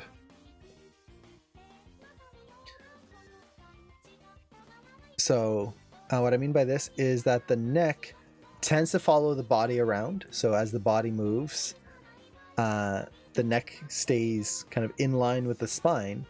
But then once you pose out the head, what you can do is just rotate the neck to slightly match what the head is doing. So for example, it's tilted screen left this way. So I'm going to tilt the neck just a little screen left to help push that line in there. Now another thing is that our necks tend to lean forward a lot more. Now apparently I didn't realize this was a thing. Apparently I'm told I can lean my neck forward quite a bit. So like that. So you can see our necks can lean forward quite a bit. They are not perfectly straight like this. By default, our necks have a forward lean to it. Now, I don't know, maybe that's a normal neck rotation. All I know is that I did that in front of my uncle once and he freaked out. So apparently it's weird. I don't know. I always thought it was normal. And I'm assuming it is. I don't know. It doesn't seem like it's that much. But there's a forward lean to our neck. So I don't want to just have the neck like this. This makes a character look boring. And since this character is slouching, I can exaggerate that curve a little bit more. There we go. So now all of a sudden, we've done the rotations for the head. So a little bit up on the nose because he's kind of looking up if we want to do it that way. If we wanted to maybe make him a little bit more, oh, what's going on? The head would be down a little bit. But we can do that. And we're thinking again of rotate X, Y, and Z. Now you'll notice there's translates as well. I'm not going to do the translates here. The reason? I am trying to pose out this first pass as close to humanly possible as I can. So what this means is our neck does not translate. Our head, I cannot move my head up. I can't just take it and then stretch it up. It is attached to all the bones. I can't translate it. I can only rotate. If it translated, I would be in big trouble. So I'm going to try and do a pass on the body using most of the human elements first. Once I have that, I can exaggerate it afterwards. So let's do the arms. Now I'm going to do the arms the wrong way first. Now here for the elbow is one of the few that controls that I'm actually going to only do one axis, rotate Y. That is because the elbow only rotates on one axis. Again, we have to think through that. When we're doing this, it's not the elbow rotating, it's the shoulder rotating. The elbow only moves in one axis. Do I include facial expressions? It depends on the shot. In this case, I will. But in an acting shot, I'll usually skip out on the expressions. I might just add a default expression to the character, kind of an expression that this character would have, not the rig default. Or more often, if I find that the face is getting in the way, I'll just take a cube and constrain it to the face like this. And just kind of parent it there. So we can still see the angle of the head, but we don't see the face. And I'll block out all the poses without the face first, and then go back in and push the poses afterwards. The reason for this is that a face is easy to sell an expression. So for example, if I take the mouth here and go like this, oh look, he's happy. Look, the whole pose is happy. Is it really? I don't know. If I just look at the pose, does this sell happiness to anyone? Not really. It's just sitting there. So I don't want the face, for example, oh no, now he's sad. Is this pose actually sad? Not really. I want the pose to feel happy, the pose to feel sad first. And if that face is pushing the expression off of what I want it to feel, or kind of like I'm just using that as a crutch, that's not good. I want to make sure that the pose works first. So my usual focus is body first. So let's go in here. I think I wanted to raise this arm up a little bit more, add a little bit more tightness into the body. So let's kind of push that elbow in here. And then the other arm is going to be down there. And then let's bend the elbow. Oh, and I should take the wrist here. Bend that. So as I'm doing this, I'm thinking of all the rotations, all the translations if I need them. Usually it's mostly rotations. And this is where you also need to think of the anatomy of the character. And this just takes practice and really studying your own body, for example. So when you're posing the wrist, knowing that you can bend 90 degrees forward, 90 degrees back, about 45 degrees on the pinky side, and maybe like 10 degrees on the thumb side. It doesn't bend this way. It straightens right there. The reason? There's a bone right here. Your bone ends right there. So if you try to rotate that, it's just hitting the bone. There's a little gap on this side, so we can bend our hand further this way, and it sits into that gap. So that just comes with practice, with kind of studying your anatomy and doing a lot of posing. You'll learn where all of these little elements come in. Okay, so we've got that. And I'm missing two very important things before I can call this body pose done. Again, we're not focusing on the face, just the body. Two extremely important things that most students tend to forget the very first pass they do. The first is the shoulders, specifically the clavicle controls, the shrug controls, this ability here. This is not the rotation of the shoulders where I'm doing this. This is just our ability to move one shoulder or another independently and give the shrug or the reach forward or the reach back. This control. You cannot move your arms without using this control. You technically can, but it looks very fake, and you have a very limited range of motion when you do it. So, for example, doing something like this, as I do this, my arm is going forward. That means the clavicle is also sympathetic motion going forward. And then it's got a little bit of an up because that shoulder is kind of shrugging up a little like this. So let's take that and make sure I've only got one selected here. Move that up ever so slightly, like that. Now this arm is kind of relaxed. It's hanging down. So I'll lower that a little bit and maybe bring that forward as well. Something like this. Now I don't usually rotate in X aside from kind of shaping the back if I need to. You can see you can start to bend this a little oddly. But even something like that, just a little bit, will help to exaggerate those shoulders and make that feel much more alive. Okay, next thing, hands. Don't forget about the hands. Never forget about the hands. Pose out your hands right from the start. Unless you have a specific reason not to pose out the hands. For example, in one shot that I was doing, there was going to be so much hand animation on another object that was moving that I hadn't animated yet, that I would end up just having to redo all my hand poses anyway. So I left them alone.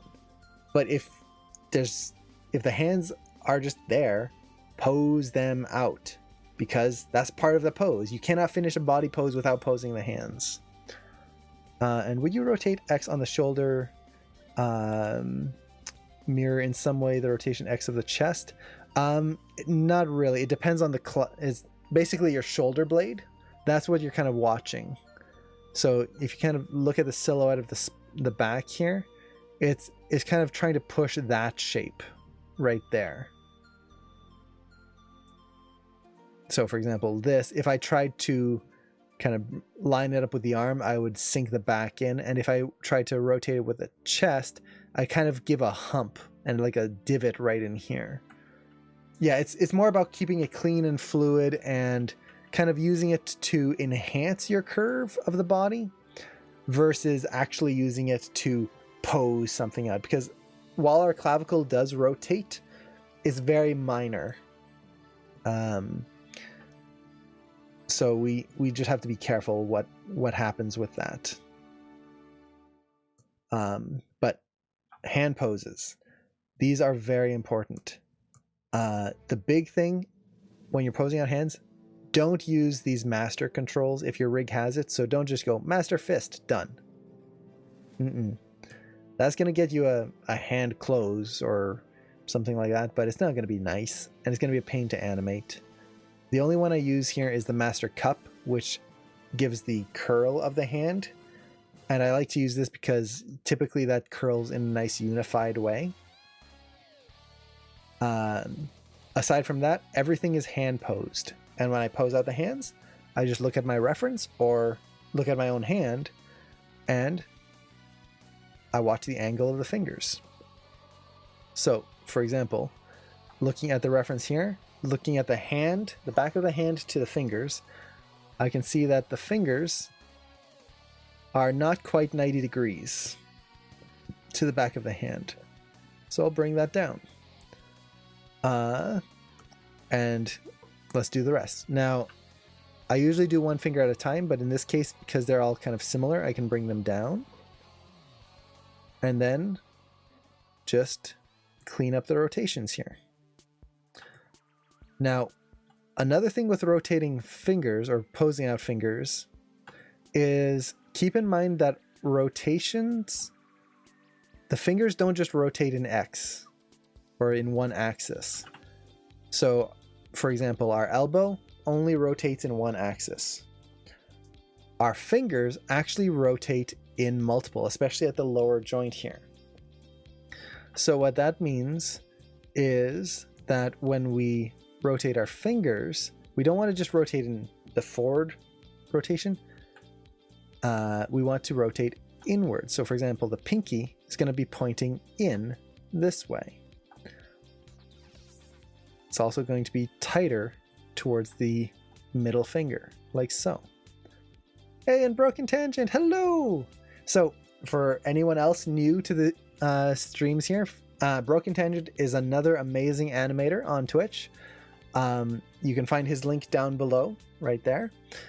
Check him out. He has some amazing animations. I haven't checked out his stream in a while, unfortunately. I've been way too busy. The last one was a really cool demon animation that was jumping off really cool camera angles. Check out his stuff. It is wonderful. Getting the band back together. So as I'm posing out the fingers here, I am just watching the angles, not trying to copy, but just getting inspiration from, and trying to think of how they will all rotate inwards. Now, the other thing that I like to do when I'm posing out hands is I look at the curves. The curve of things. So, for example, looking at the knuckles. How do the knuckles curve? Are they creating a straight line where it's just flat like that? Or are they curving? Is there a curve? Look at the tips of the fingers. Do those make a nice, appealing curvature right through there? Not just a perfectly straight line or a boring, just flat thing like that. Look for the arcs in the hand. It'll add a lot to your posing. So something like that. And this thumb's a little too straight here, so let's... Boop. There we go. So now we've got a nice hand pose, and already that helps to sell the character feeling a little bit more relaxed. A little too much. Right there. Versus these just flat hands that look so boring. So once again, close this hand. Usually I'll add a little cup to the hands because when we close our hands, those knuckles do rotate. And here I'm just going to start, because the hand is kind of just, it's going to be in a kind of closed pose like that. I'm just going to curl all the fingers in together at first. And then refine them from there. Now, this actually leads me to another element that I didn't talk about and probably should have right from the start, is that as you're posing things out, look at your view from multiple angles. Look at your pose from as many angles as possible. That is going to be very, very important. Because if you don't, you're going to miss something. You'll notice I am rotating around my pose constantly. Now, another thing, and I'm not worrying about this because this pose test that I'm doing is a pose specific test. I want to make sure that this pose looks good from all angles. That's the goal of this. Most poses, you're going to be rendering these or basically play blasting it from a specific angle, from a specific camera. So if that's the case, make sure you have both camera angles open right from the start. So for example, let's say we had an actual camera here. I'm going to create a camera. Boop. I would change my layout so that I could see my other camera. Put that in the angle that I would want to play blast from or render from. So maybe something like this. And then I usually like to hide all the extra stuff here. So only show polygons. This way I can just see the pose as is. And there we go. So we can kind of simplify that view a little bit. So something like that. There we go. Now we have the one camera that we can cycle around. And actually I'm going to just, this is my personal preference. I'm going to set this to a 70mm camera, I think. So something like that. So this is important because this camera is what we're going to be rendering from, play blasting from. This is the most important view. So let's actually keep that for now. Okay. So at this point, we've gone through and we've posed everything. Done. Yay. We got a quick, just put everything in place kind of pose, thinking of the notes that we took here, as well as some of the notes that we had drawn out and thought of here. But as you can see, it's not the most dynamic pose, is it? It's okay, but definitely not nearly as pushed as it could be. This is where, now that we've got the base in here, the core, we can go in and now really start to push the design elements back in. Similar to how when I was drawing here, the first pass was just exploring the base of the character and figuring out how the reference was posed, and then we exaggerated it afterwards. I can do the same thing here. So I want to maybe push my line of action. And once again, I'm looking at the same elements that I did before.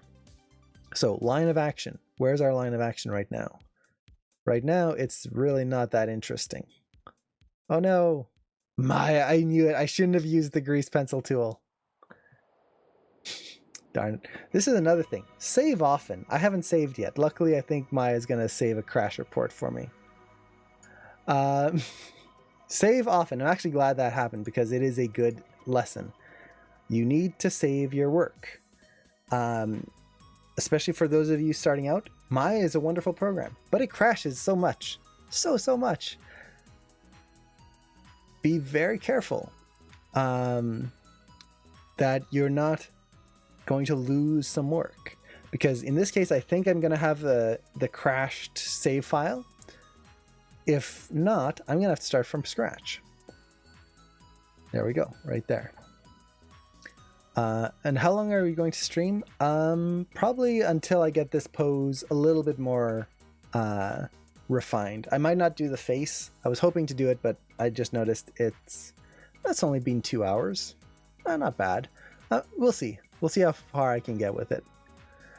Let's see. I got spoiled at work. I have autosave on because I don't get the student license pop up. Yeah, that's very nice. Let's see. So there we go. We've got our pose back. Don't rely on this. Save your work. So let's see here. Let's see if did it save my last camera. I'm guessing not, but you never know. Maya's still trying to start up. Let's see.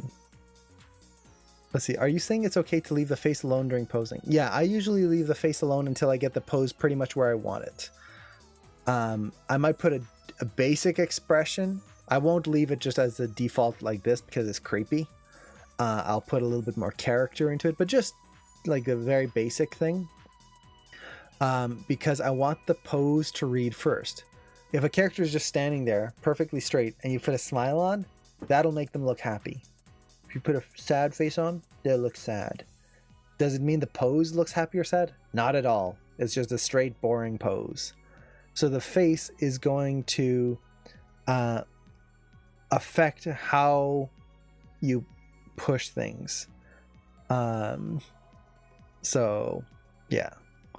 See, I always get stuck while posing the thumb. It just doesn't seem natural. Can you talk about the rotation of the thumb?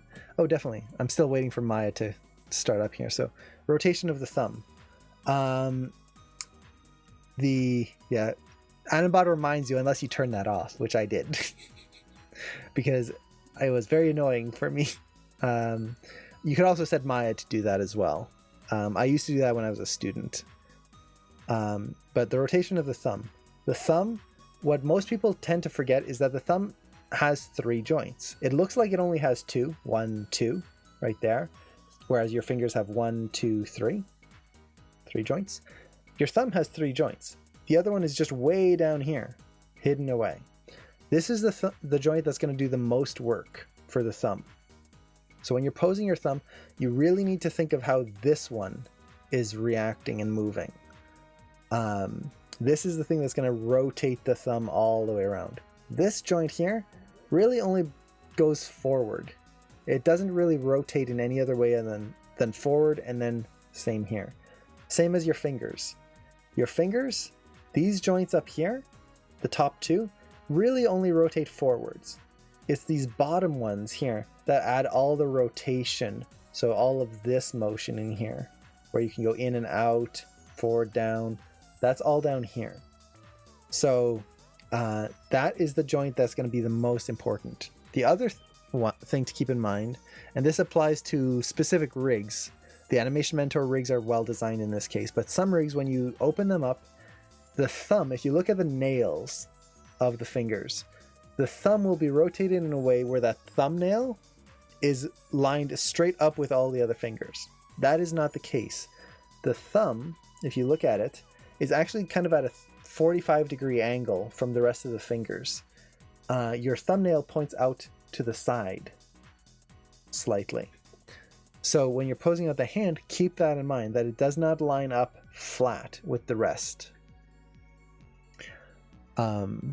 So those are kind of the big things with the thumb, is really making sure that you get that lower joint rotated. If you don't move this, the thumb will never look quite right.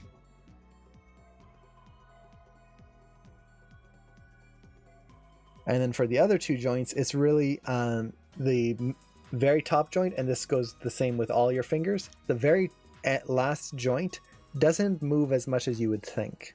It moves kind of last compared to all the others. So for example, here in this hand pose, you'll notice that they are not curled the same amount as the other joints here. They're still pretty much straight, and that's normal.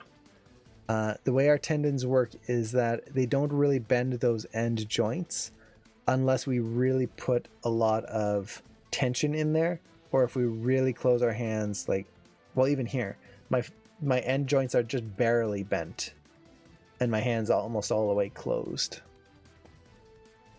So that last thumb joint is not going to be bending around unless there's pressure being put onto it, or doing an extreme pose. If it's just kind of relaxed, it's going to not bend too much. So we've got this. Now let's not use the grease pencil tool here. Do I want to try it? Let me save my scene, and actually let me save scene as, because right now it's just saving as a temporary. Jules pose. Okay. So I'm going to use Blue Pencil Tool, which is a great plugin if any of you want to have kind of a more advanced grease pencil. I really like this because unlike the Maya grease pencil, it doesn't freeze my computer. So now I can draw on here. Should have used that right from the start. So looking at this, if we create a line from the neck down, I'm not pushing this pose nearly enough. This is one of the first things that I recommend students look at when they're kind of making their pose and looking at where they can exaggerate. If we look at our reference, and actually let's bring this back here. If we look at our reference, look at how much the hips are pushed in comparison to that base of the neck. They're actually quite a bit the other way. So is that leg. That leg has this really exaggerated line to it right through there. Ours is pretty much just going straight up and down. What is this drawing tool? This is Blue Pencil.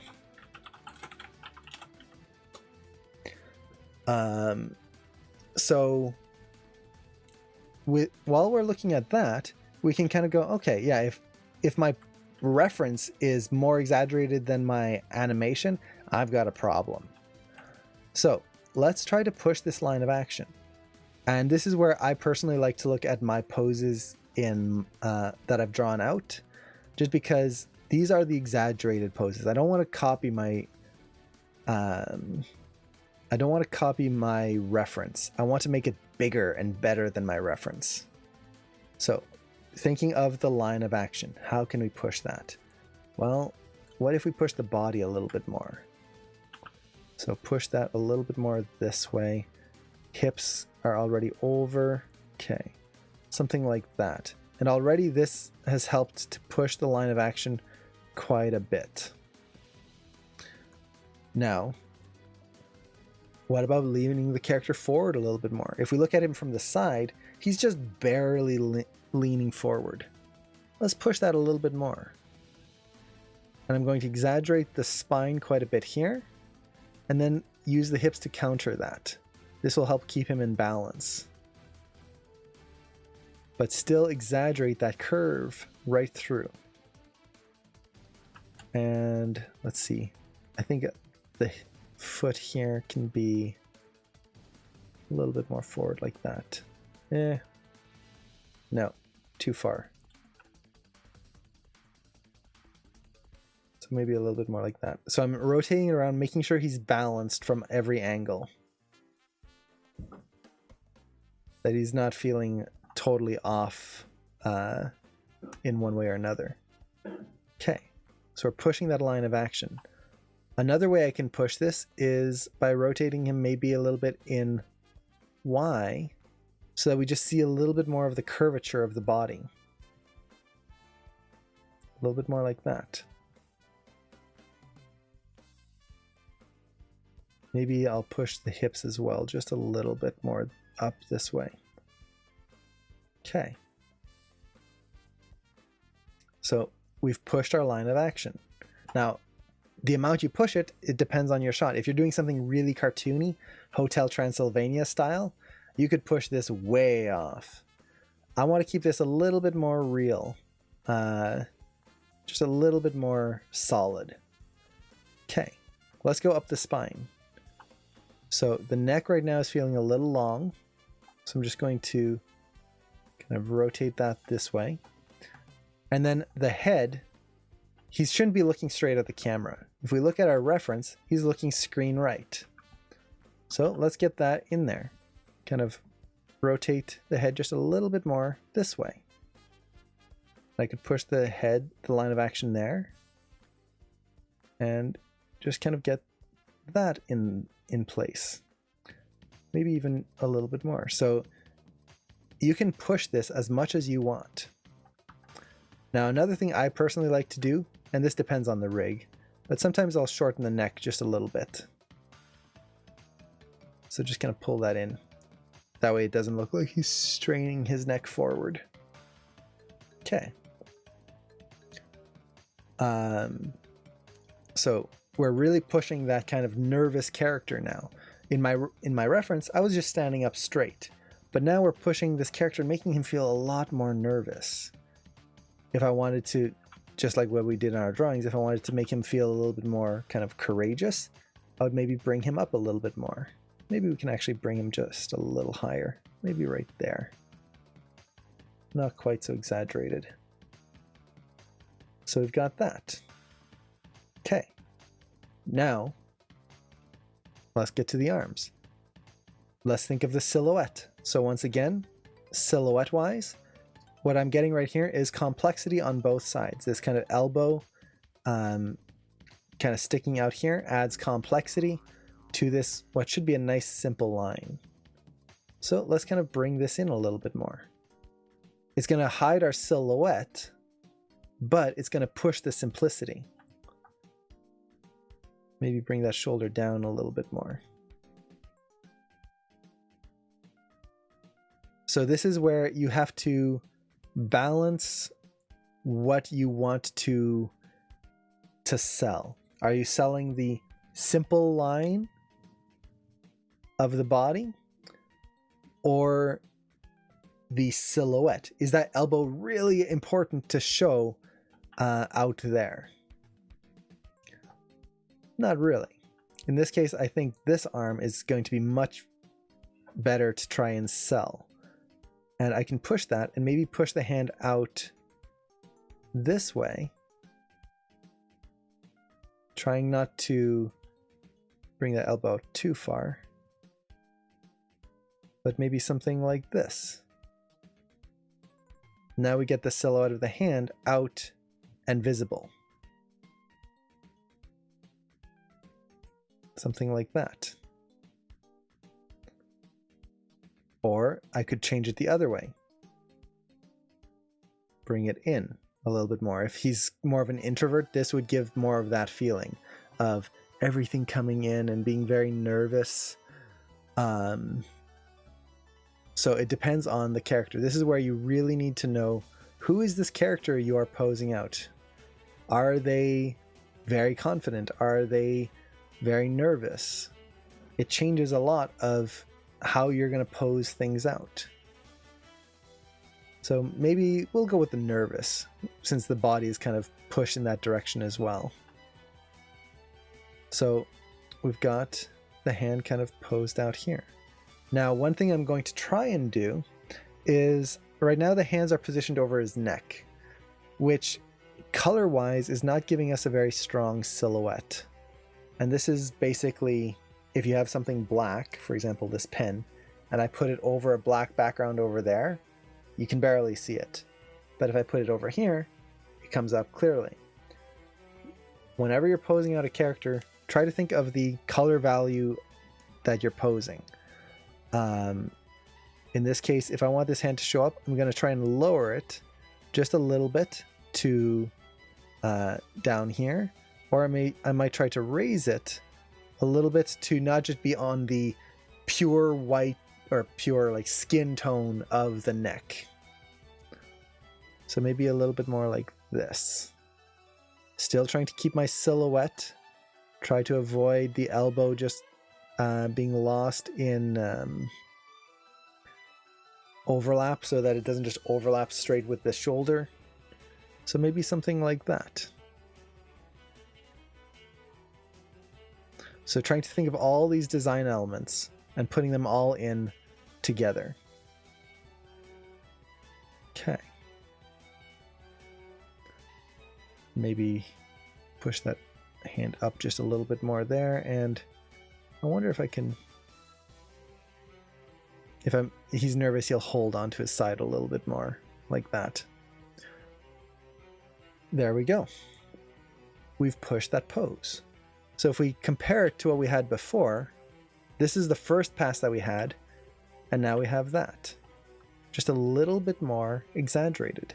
Now I feel like his leg here is a little off balance, so I'm just gonna bring that in a little bit more here. Let's see.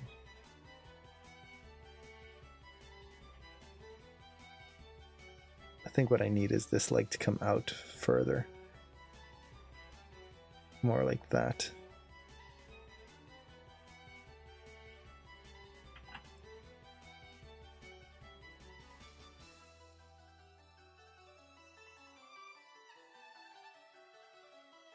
That way it pushes that balance over and really pushes that foot outwards.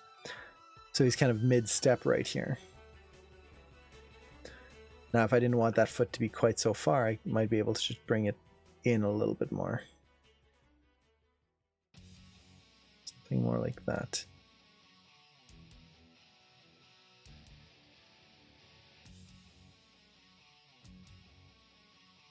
I'm watching it from all angles. I think he can lean a little bit more forward here. Maybe push the hips back just a little. So just trying to visualize this from as many angles as possible. Make sure it works. Okay. So from here, we've pushed it more than what we had before. Now we can really push it. So the way I really push it is using the extra controls on the rig. So all those controls we talked about before, like the hip control, I might use this to kind of exaggerate the line of the hips. Use that neck control to exaggerate the neck. But above that, we also have on the arms and the feet controls called bend bows.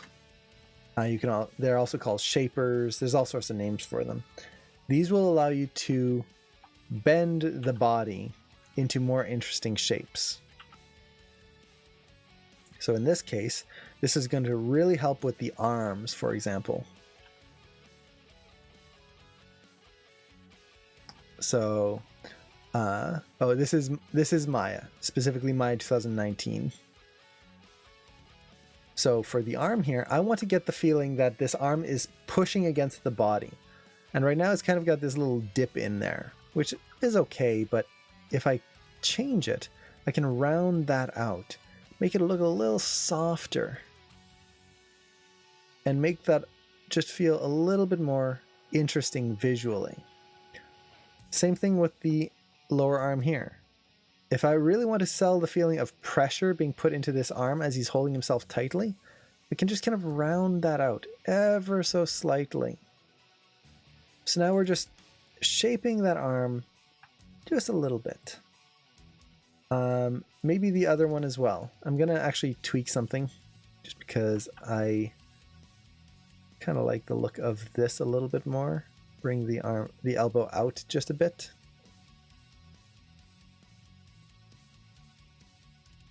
So something like that. Just poses for fun right now. Or specifically, I'm doing I guess you could say a lecture on how to go from reference into posing and how to avoid just copying what you're going for. I'll maybe add a bit of bend right in there. So it's not much, but it's just enough to give some shape to things. Legs as well. So if I really want to push this line of action, this curve, I can maybe just push that leg just ever so slightly out right there. And then maybe take the calf muscle, and you can see how right now that leg, it has this little bump on this side right there. I can push it. So now that side is nice and straight, and we see that bump on the other side. It pushes that clean line all the way through. And I can maybe exaggerate on this leg as well. So just push that flow right there and we get that more exaggerated calf muscle.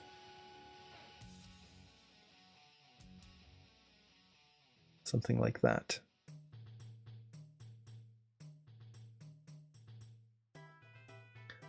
Okay, so we can use the Benbows. We can use this spine control. So I didn't use it before, but now we can use this to maybe try to exaggerate the amount of curvature the spine is getting. So we can use that, maybe rotate it a little bit. So I'm just trying to see this line that's getting created right there. It's being mostly hidden by the body. But see if we can kind of get a little bit more of a pinch on this side.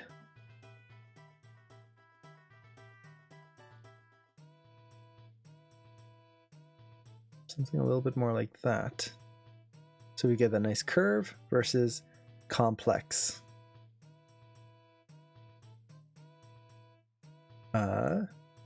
See, I should probably pose out that knee here. Pull that out. Same thing here.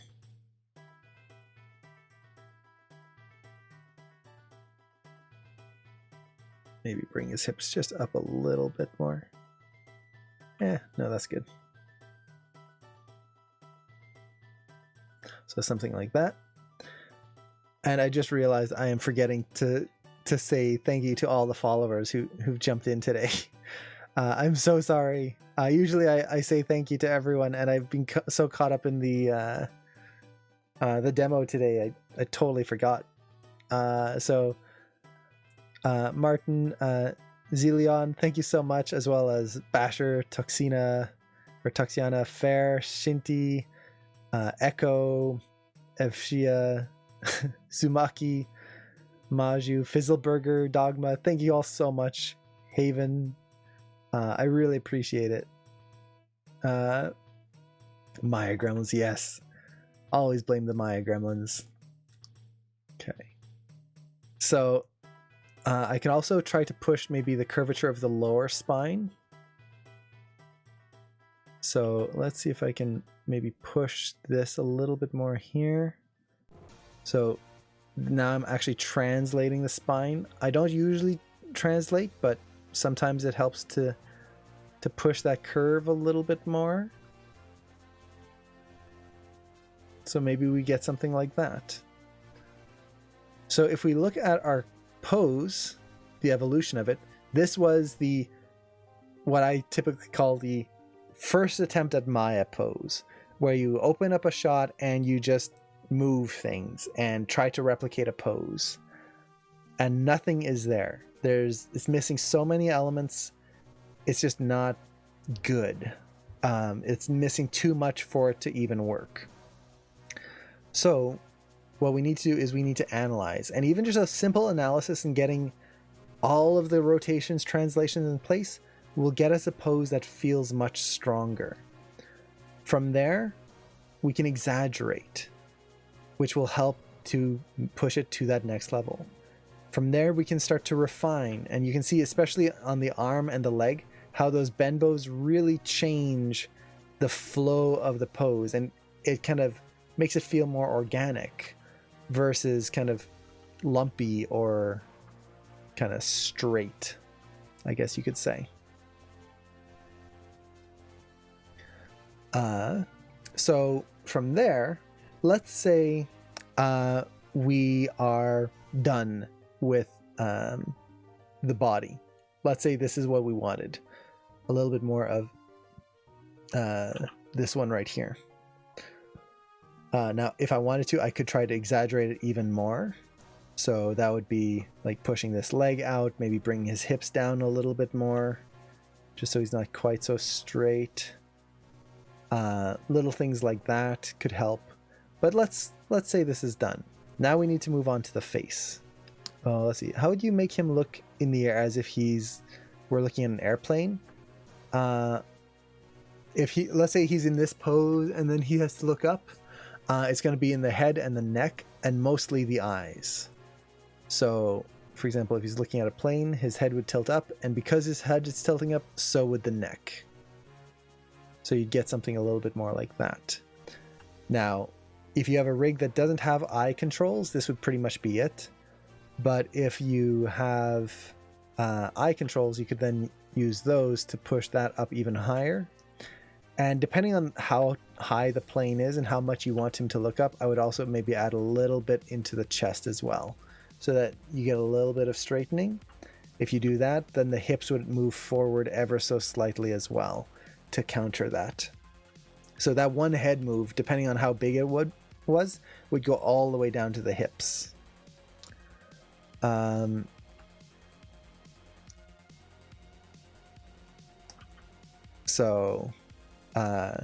see.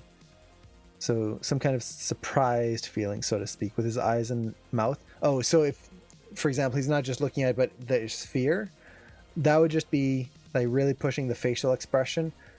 Eyes bigger, mouth, maybe he's screaming. I would also push the body. If he's, there's a few different types of fear. So he could be like, oh God, everything's close, and everything's, oh no, it's like bracing for impact, or it's like, oh, everything's out. So it would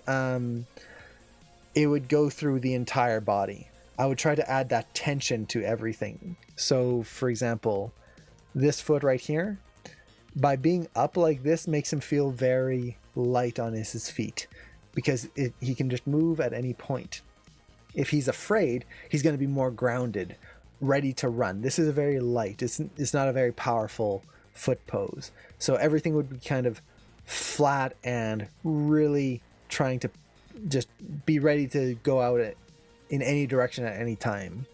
So it would be pushing the tension in the fingers. Like everything down to the fingertips would have to be adjusted ever so slightly. So is it harder or easier? Not really. It's just a different pose. And just trying to get that to sell. Can you coach our team? Unfortunately, I don't have time to do coaching. I work at Animation Mentor, so for anyone who doesn't know, I work at Animation Mentor. I teach there. I also do some freelance work for other companies and things. And with that, along with the streaming, I just don't have time to to take on any more jobs and do them properly. If you're interested in teaching your whole team, I believe Animation Mentor has discount rates for teams and things like that. So if you want, I would recommend contacting them. So you can check that out. There's also other animation schools that I think do similar things. Anim School might do the same. If you're interested in learning Maya, what I would recommend is checking out Sir Wade's channel. So Sir Wade, there's a link down below. I should just have it as a hotkey. He is doing a Maya coaching workshop, which I believe is $100 right now. He put it on sale because of everything that's going on. And I would recommend checking him out. Let's see. What is coaching? Coaching is just like mentoring, I guess you could say, or teaching. Let's see. But do you have time to play Apex or Rocket League with Sir Wade and Broken Tangent? That would be a fun stream. I did get to play with Sir Wade in his last Apex stream, which was a lot of fun. Unfortunately, I don't usually have time. And let's see, do you also make 3D models? I do, although I don't do it as often as I should. I haven't done proper 3D modeling or sculpting in a long time. And that's mostly because most of my time is spent animating. So let's take a look at the face here. So let's say I want him to feel like he sees an old friend. So the first thing I want to do is make sure that his eyes are kind of looking in the right direction. Right now his eyes are kind of pointed straight up, which I don't want. His eyes should be kind of, let's zero that out. And bring them down here. So if he's looking at someone, they would probably be eye level with him, approximately. So he's not going to be looking up. He'll be looking a little bit over to the side. So that's the first thing I want to do, is get the eyes in approximately the right area that he should be looking. Oh, where did I work before AM? Before AM, my brother and I were both bakers. So before AM, I spent my days making bread and cookies and all sorts of goodies. I had zero animation experience before Animation Mentor. So yeah, that was a bit of a career change, but it was a lot of fun. Let's see. Would you really like a mentoring stream on making models? Ooh, I should do that at some point. Depending on the complexity of the models, oftentimes it's not that tricky. The big thing is really knowing the tools that can help simplify things. Is AM a good choice as a European, or is the time zone bad? I can't say that. I'm Canadian, so I believe there are some Europeans in here in AM. They could give you an idea. You will definitely have a more limited time slot for Q&As and stuff, but that goes with any animation school. So for example, if you're taking Anim School or iAnimate or anything like that, most of them, because they are based in California or in the States, all the time zones tend to be for those times. My brother and I, we work on extra Q&As for the school. One of our goals has been to push more European Q&A times, so that pretty much if you're from Europe, you get just as much as everyone else in some way or another. So that's been one of our goals recently. Let's see, I need to figure out what kind of expression I want. It's a smile, but it's kind of a... Let's make him a little happier. Open those eyes a little bit more. But yeah, it's hard to say. I am scoundrel. I am notorious. The notorious scoundrel has arrived. Hello, notorious scoundrel. Bounter. Oh, and let's see. Animation Mentor or physical school? Currently, I'm in India and planning for my master's in animation. I was thinking about applying in Canada. I would personally recommend online schools. Physical schools, they are very good, but from what I've heard, I've never taken a physical school, by the way, but from everyone who I've talked to who have, most of them prefer online. They just get more out of it. Now, again, Animation Mentor, iAnimate, Anim School, look for the one that fits you best. I work for Animation Mentor. I went to Animation Mentor. I love Animation Mentor, but it is not for everyone. Budget-wise, just preferences. Every school has something different to offer. So I will never say just this one and that's it. Just do your research, ask people, and pick the one you feel is most, that fits you most. And yes, Sir Wade has some awesome videos. Definitely check him out for anyone who does want to start out with 3D modeling and animation and stuff like that.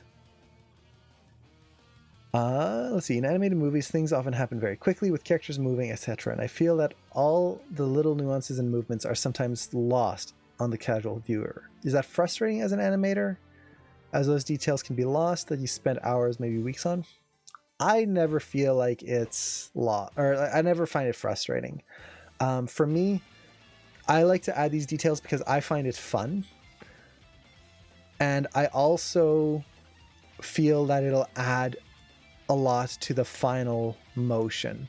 So it's one of those things where I know most of it's going to get lost, and most viewers are never going to really notice all of the nuances that I try to sell in the shot. But that's fine, because everything that I put, all those nuances, help to make the shot that good or as good as it can be. And all of it together is what makes them appreciate the shot. So it's, I guess you could kind of think about it like a painting, how most people will never appreciate every single brush stroke. But all those brush strokes put together is what makes the final painting feel so good. So that's kind of my way of looking at it. And then for the people who do notice, it gives them that extra little special something. Something I tend to try and make clear to everyone just getting into 3D animation is this. Every part of 3D animation is like playing a different instrument. Yes, that is so true. Every single thing, like modeling, rigging, lighting, rendering, animation, every one of it, simulation, it is a different career all in its own. So, yeah, kind of approach it in that way. Don't feel like you're going to be a master of everything. For anyone who wants to kind of take on all of it. Now, what is your best tip if you want to start freelancing? Having a good network. That's kind of the big one. If you have a good network of people, if you have friends and connections. Now, this is not to say like, oh, who you know, and you have to know like the brother of the president of whatever. It's nothing like that. It's more just that if you are someone that people like and you make good connections with people, you're going to get hired more often. If you are someone that just kind of does the work and then disappears and like never makes that connection with people, they might like your work, but they might not hire you again because they never really got to know you per se. So it's kind of just making sure that you make a good impression with people, which can be tricky, especially with business stuff. Being professional, getting friends who are making friends who also work in a similar business or like environment that you can collaborate with and help each other with.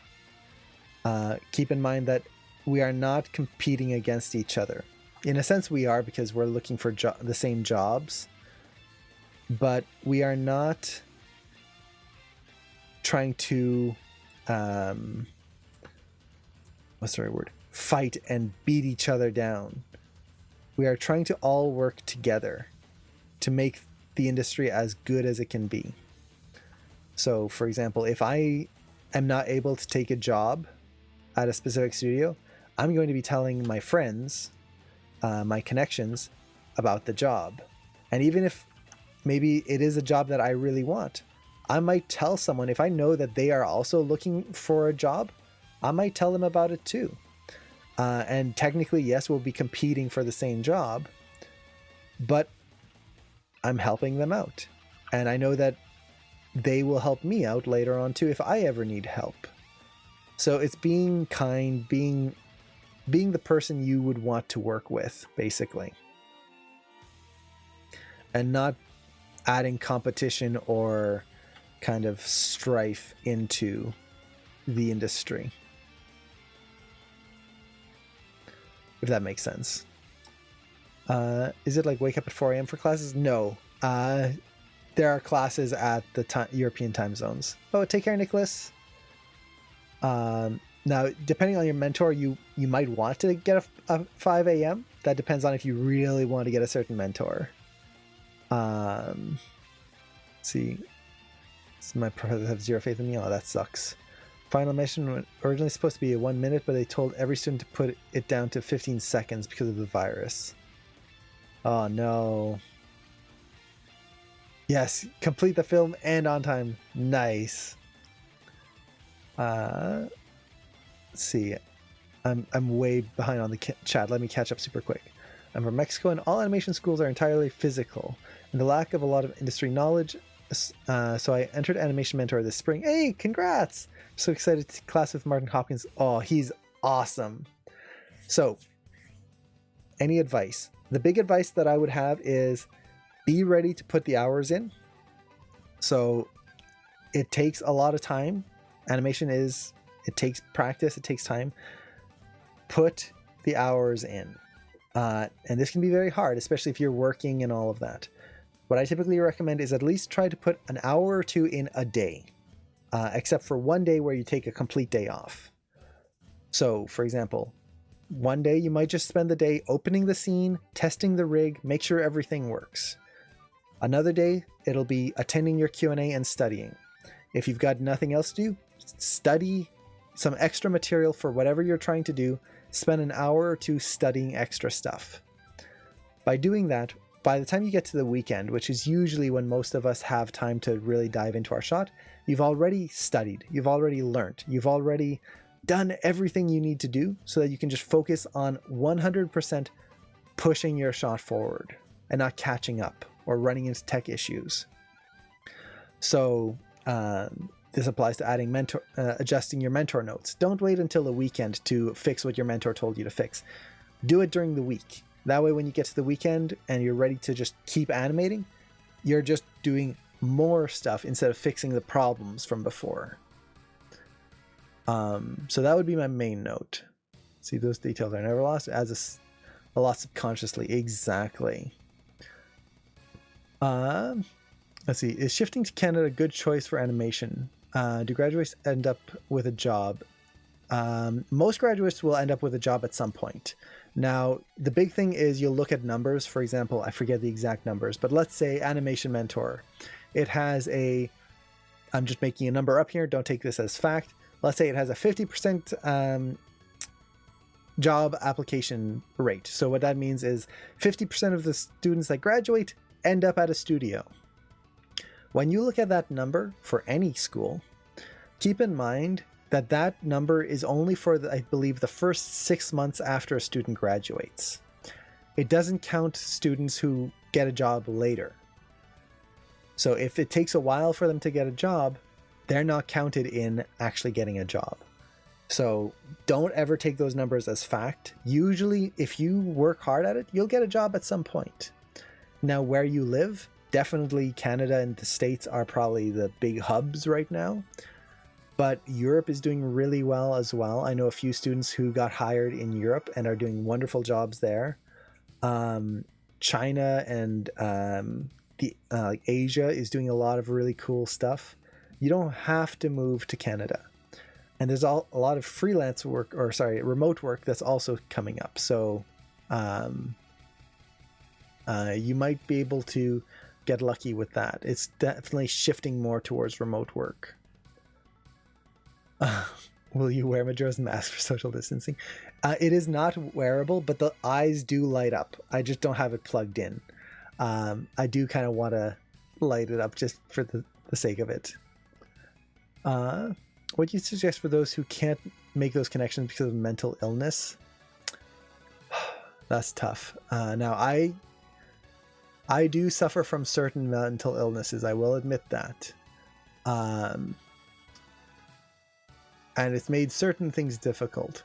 But I cannot speak for everyone because every mental illness is slightly different and has different things. So I honestly can't give a suggestion because not knowing what the problem is or how it affects people. My biggest thing would be to talk with a psychologist and be open about what you want to achieve and have them help you. I've done that before. I've talked to psychologists. I've gone to psychologists. I still go whenever I can, if I can. And that helped me a lot.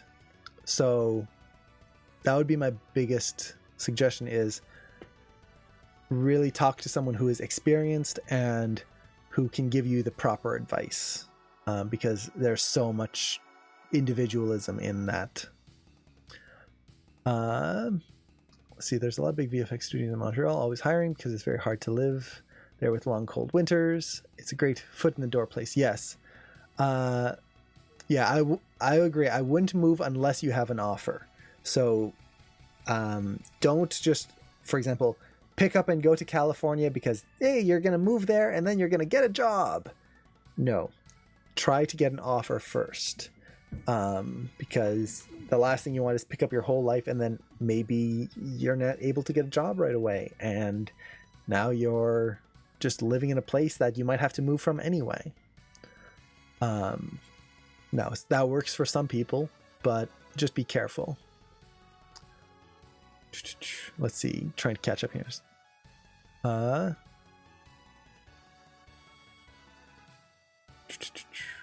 have a question and I will like your opinion about this.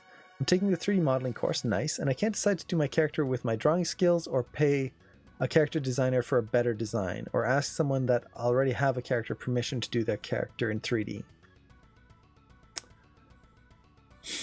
If you have good drawing, you could do that.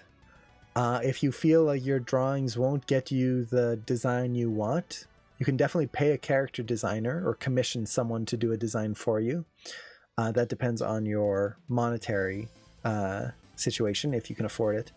Or the simplest thing is just find a design you really like online, or if you don't want to pick a specific design, just find elements of designs you like and kind of create a inspiration board of designs. So for example, maybe you really like the Infinity Gauntlet from Marvel movies. So maybe you take that, but you put a little bit of Sauron's gauntlets from Lord of the Rings into it. So the fingertips are a little more pointed, things like that. You could just find little things, and the same goes for a character. You find elements of different shows and movies and things you like, and put those together to create a new design. So you're not actually drawing anything out, you're just using the actual elements. So I would say all three are good. It really depends on if you find something that you feel really inspired by. I would say that's the big thing. Find something that really like, man, I want to do this. This is what I want to get out of this.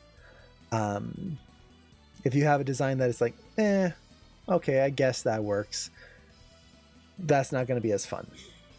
And you're just not going to be as inspired to. Let's see. Can you look at my art portfolio? Your feedback would be very helpful. I can do that after I finish the face here. Let's see, I'm not professional. I think Bo does that sometimes, though, if you ask him. Yeah, I'd be happy to do that.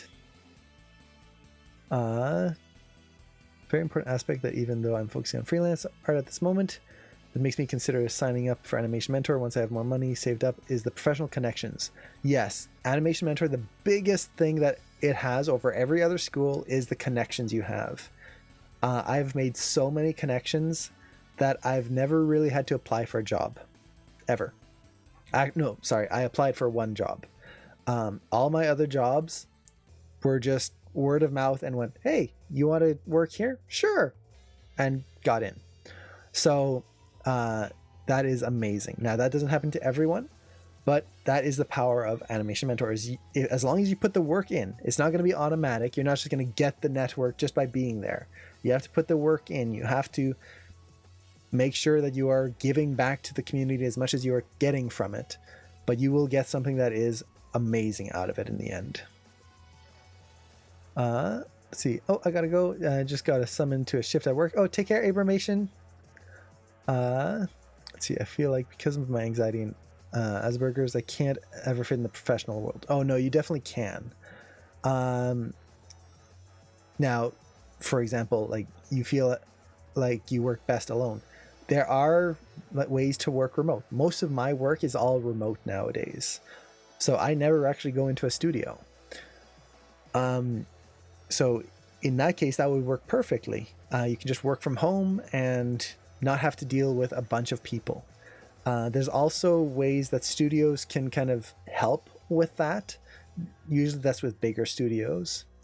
But it is definitely going to be more limiting, and it's going to be harder, but it is not impossible. I know people who have mental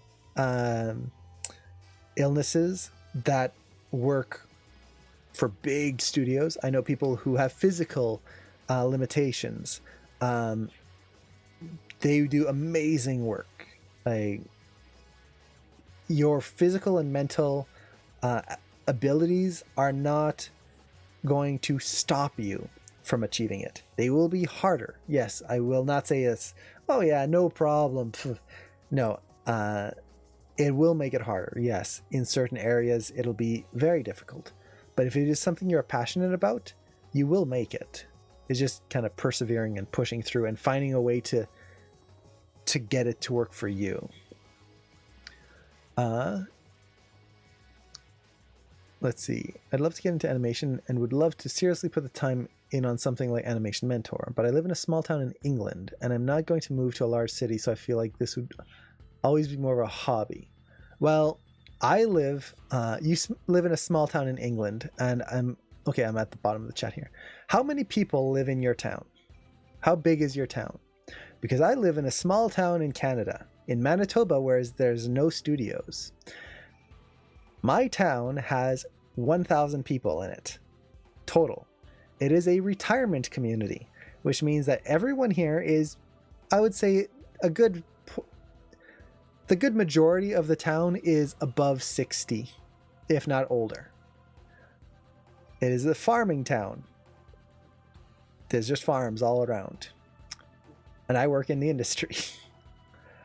So, yes, it'll be harder. Definitely. I'm not saying that, oh yeah, no, you're going to get jobs left, right, and center. No, it is very hard to get jobs from way out there. But it is possible.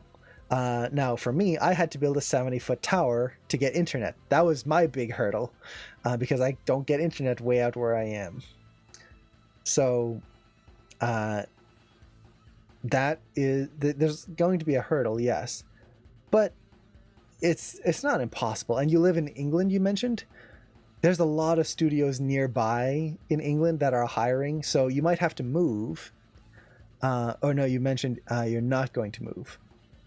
So yeah, if you don't want to move, there is remote work, and it is possible.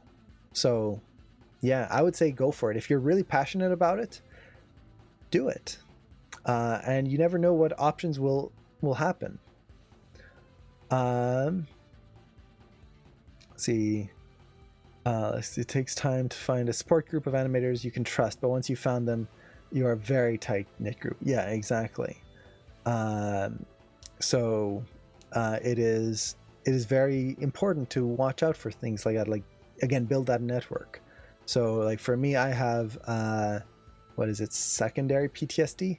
So I like, again, everyone's different, but that took a while to get over. And that is not a bad thing to have different elements. As long as you can work on it and find something that you're comfortable with, you're going to succeed. It just makes it a little bit more work. Let's see. With quarantine, do you know how animation studios are likely to handle doing new internships? That I have no idea. Unfortunately, I have no idea what they're going to do. Let's see. I'm glad you can relate on how difficult it can be living in a world that seems so alien confrontational. And I'm happy to get such great input from you and Bo. I'm glad we're able to help. You can get jobs remotely. Yes, there's a lot of remote work. Usually it's not for big projects, but it does work and it does pay. And in the meantime, I get to work on stuff I really like on my own time. And yeah, you kind of just have to resort your priorities at times, but like sometimes you'll work on stuff that's like, not great. It's a commercial or it's just something meh. Not that you always want to put 100% of your effort. Whether you like the project or not, you work on it as if it is the best thing that has ever been made. But in the end, it's stuff that like I'm not going to put on a reel or anything. But I'm still animating. I'm still having fun. That's the important bit. What animation software is this? This is Maya 2019. How can I share my portfolio with you? I have a PDF. Please have a look. I really want to get into animation school. If you just post a link in the chat, that should work. Yeah, you definitely don't have to move to LA or anything like that, or Vancouver. You can work from home. Again, I will say it is very difficult at first because it's hard to um, build a name for yourself per se when you're kind of working alone, but it is entirely possible.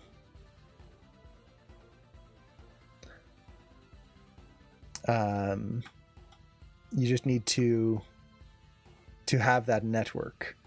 And for me, again, Animation Mentor is what helped me with that. If I had learned animation on my own, just me myself, and even if I had my brother as well with me because we both took Animation Mentor together, if we had both gone through the school, or sorry, if we had both not gone through Animation Mentor and just did all of our animation learning on our own,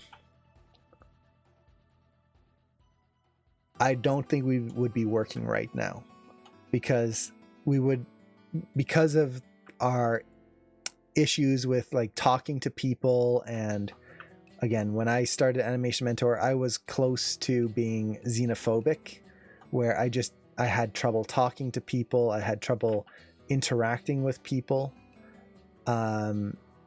It was not good. But because of my time at Animation Mentor, I got over that and learned how to deal with it. And I created a network of people that now help me to work, and I help them, and we're all super supportive of each other. It is huge. Huge help. I'm sure I would not be anywhere close to where I would want to be if it wasn't for AM. And it's one of the reasons why even now I love to work for AM, and I still love to do classes and all of this stuff for the school, because it just gave me so much that I want to be able to give hopefully something back to others who are in a similar situation to me. I don't want people to have to go through the feeling that they're never going to achieve their dreams just because of, well, where they live or what circumstances in life they were given. You can do it. And dang it. Oh no.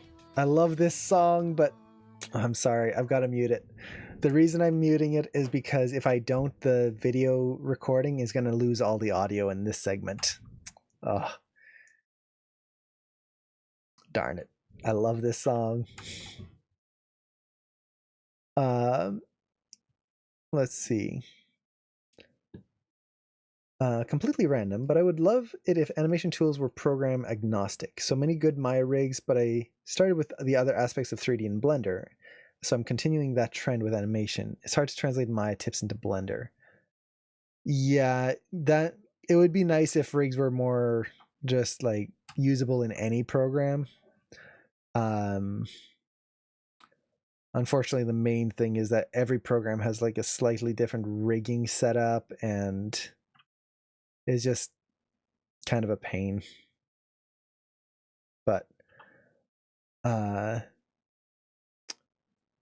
whatever program you use, aside from the like the technical tips, everything kind of applies still. All of it is it's still animation.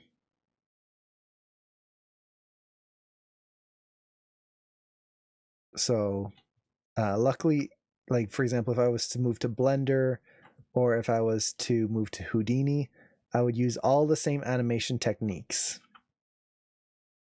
The big difference is simply that you're just getting used to different hotkeys and tools. Who got into animation first? You or your brother? We got in at exactly the same time.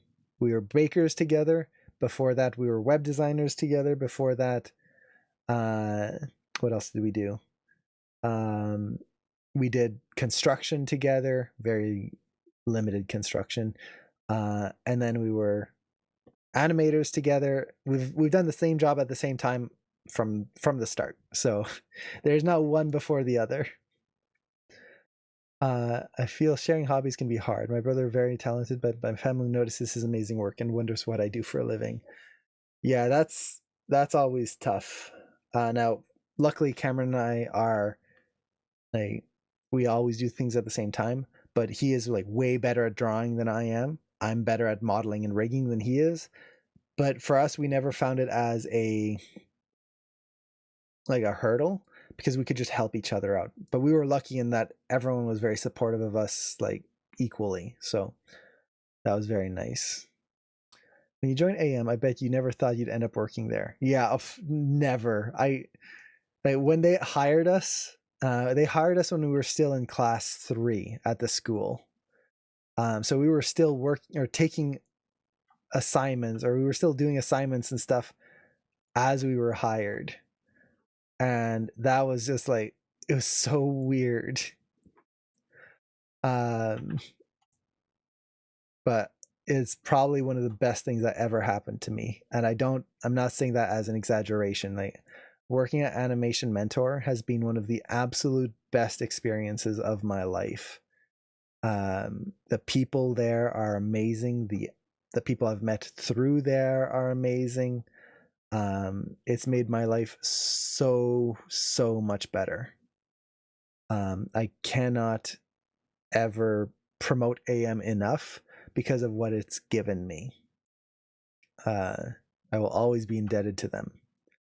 And it's one of those things where even if I wasn't working there, I would still be doing things for AM. I would be volunteering my time there because it just means so much to me.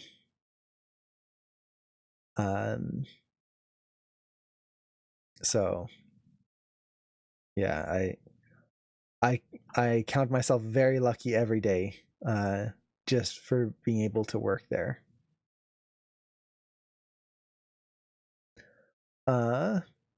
Let's see. Okay, cool. Let me open that link there and then we'll take a look at it after I'm done the face. I'm pretty much nearly done here. General animation applies. Yeah, so for example, Cameron learned all his animation skills in Maya. So the same as I'm doing right here. But when he animates now, he does a lot of his animation in 2D. He actually does more 2D animation now than CG. And he learned everything in Maya, but it still applies. You're just really learning a different program. That's the main thing.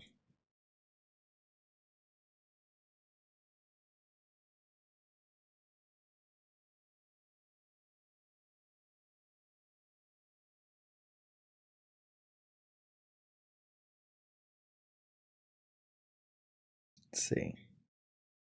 I think this face is close enough. I'm not trying to copy my facial expression here, just kind of get a little inspiration from it. So instead of just kind of a straight happy face, for example, I want just a little bit more of a, like, it's almost like there's a concern to it. It's like, oh, I didn't see you there.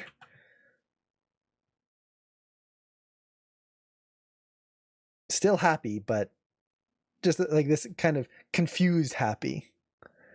The chat stops, so I'm just gonna say hello.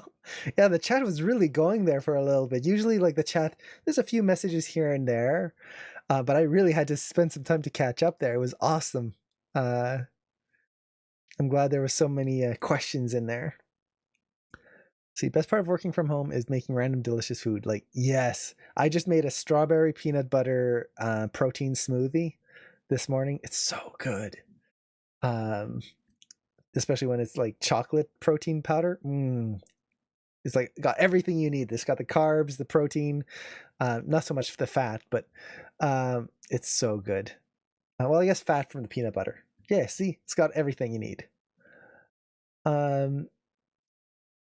Let's see. Working freelancer remotely, is it monthly income a concern? Normally, yes, but because I work at Animation Mentor, I have a supplemental income. So I have that to help out. So I actually work 2 jobs, sometimes 3 jobs. But So for me, it helps with that. Plus, Cameron and I live together, so we help each other out. So if I don't have a job and he does, it works out. If I have a job, he doesn't, it works out. If we both have a job, well, now we've got bonus and we can save up. So you have to kind of find ways to supplement it or to save up for those lows. But the thing is, the more you gain experience, the less you have to worry about the lows, because suddenly you're going to have word of mouth and be able to jump from project to project a little bit better. It's really the start that's the trickiest. How do you get a good brother? I was very lucky. I think Cameron and I have had maybe three fights in our whole life. Like, and yeah, there's squabbles, disagreements, things like that. But like an actual fight where it's like, well, I don't even know how to say it, like where it's more than just kind of a, oh, do you like this? Nah, not really. That kind of thing. But an actual fight, I think we've had 3 in 33 years. And Leafy Dragons, thank you so much for the follow. What happened? Did everyone else disappear? Quick question about AM. I just thought of given the number of courses and the price, how feasible it is to space out the lessons. Very feasible. I totally get that doing them one after the other is the most efficient, but spacing it out would allow me to focus on AM, then focus on work. I actually recommend most people take a break at some point in that term. So if you take a character animation program, it's 6 classes, and they can be very pricey, especially with exchange rates and stuff. Not only that, they are difficult. So when you finish a term, I actually recommend analyzing yourself and your work. If you feel like you passed, but I passed, but I kind of struggled on a lot of stuff, take a break.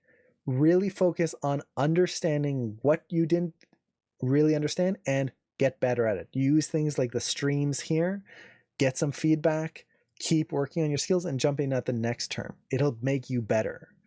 If you're trying to just jump ahead, okay, I passed, but just barely, and I don't really understand some of the principles, but I'll go ahead anyway because I passed. You're going to reach a point where you just can't keep going anymore, and you're going to hit a wall, and it'll just stop you. Other thing, look at your finances. That's going to be very important. Other thing, look at your own mental well-being. When you're an animation mentor, at least the way I did it, it's 3 months per term of work every single day, pretty much, for 3 months nonstop, where you're learning and you're working and you're learning and you're working and you're trying to get better and better and better. And if you're like me, you're also working a full-time job. All of that, plus taking care of family, that was tiring, and I burnt out so bad. I should have taken breaks. Take breaks. It is very important to take breaks. Sometimes people don't need it, but don't ever feel bad if you need it for any reason. AM is built so that you can take a break at any time between courses, and you could take a term off, 2 terms off. You could take a year off and come back right where you left. Take the time you need to make sure that your journey into animation is a successful one and a good one. Don't burn yourself out. It's not worth it. I've gone through that 3 times, I think, now at this point, and it is not worth it. Any one time was not worth it. Can you make me a protein smoothie? I'd have to ship it to you, but I don't think it would turn out too great by that time. I want to go. Yeah. Just need the smiley wrinkles. Yeah, I would love to kind of add those wrinkles. I've actually been trying to think of ways of adding a normal map so I could get the little eye squints. That would be really cool. And Leafy Dragon, you found an animation stream. Welcome. If you have animation questions, definitely feel free to ask. And if ever you're looking for animation streams, more of them, I would recommend Broken Tangent, Sir Wade FX, which are linked down below, as well as there's a document down there, and this goes for everyone, with just a whole list of animation streamers. I would recommend checking them out.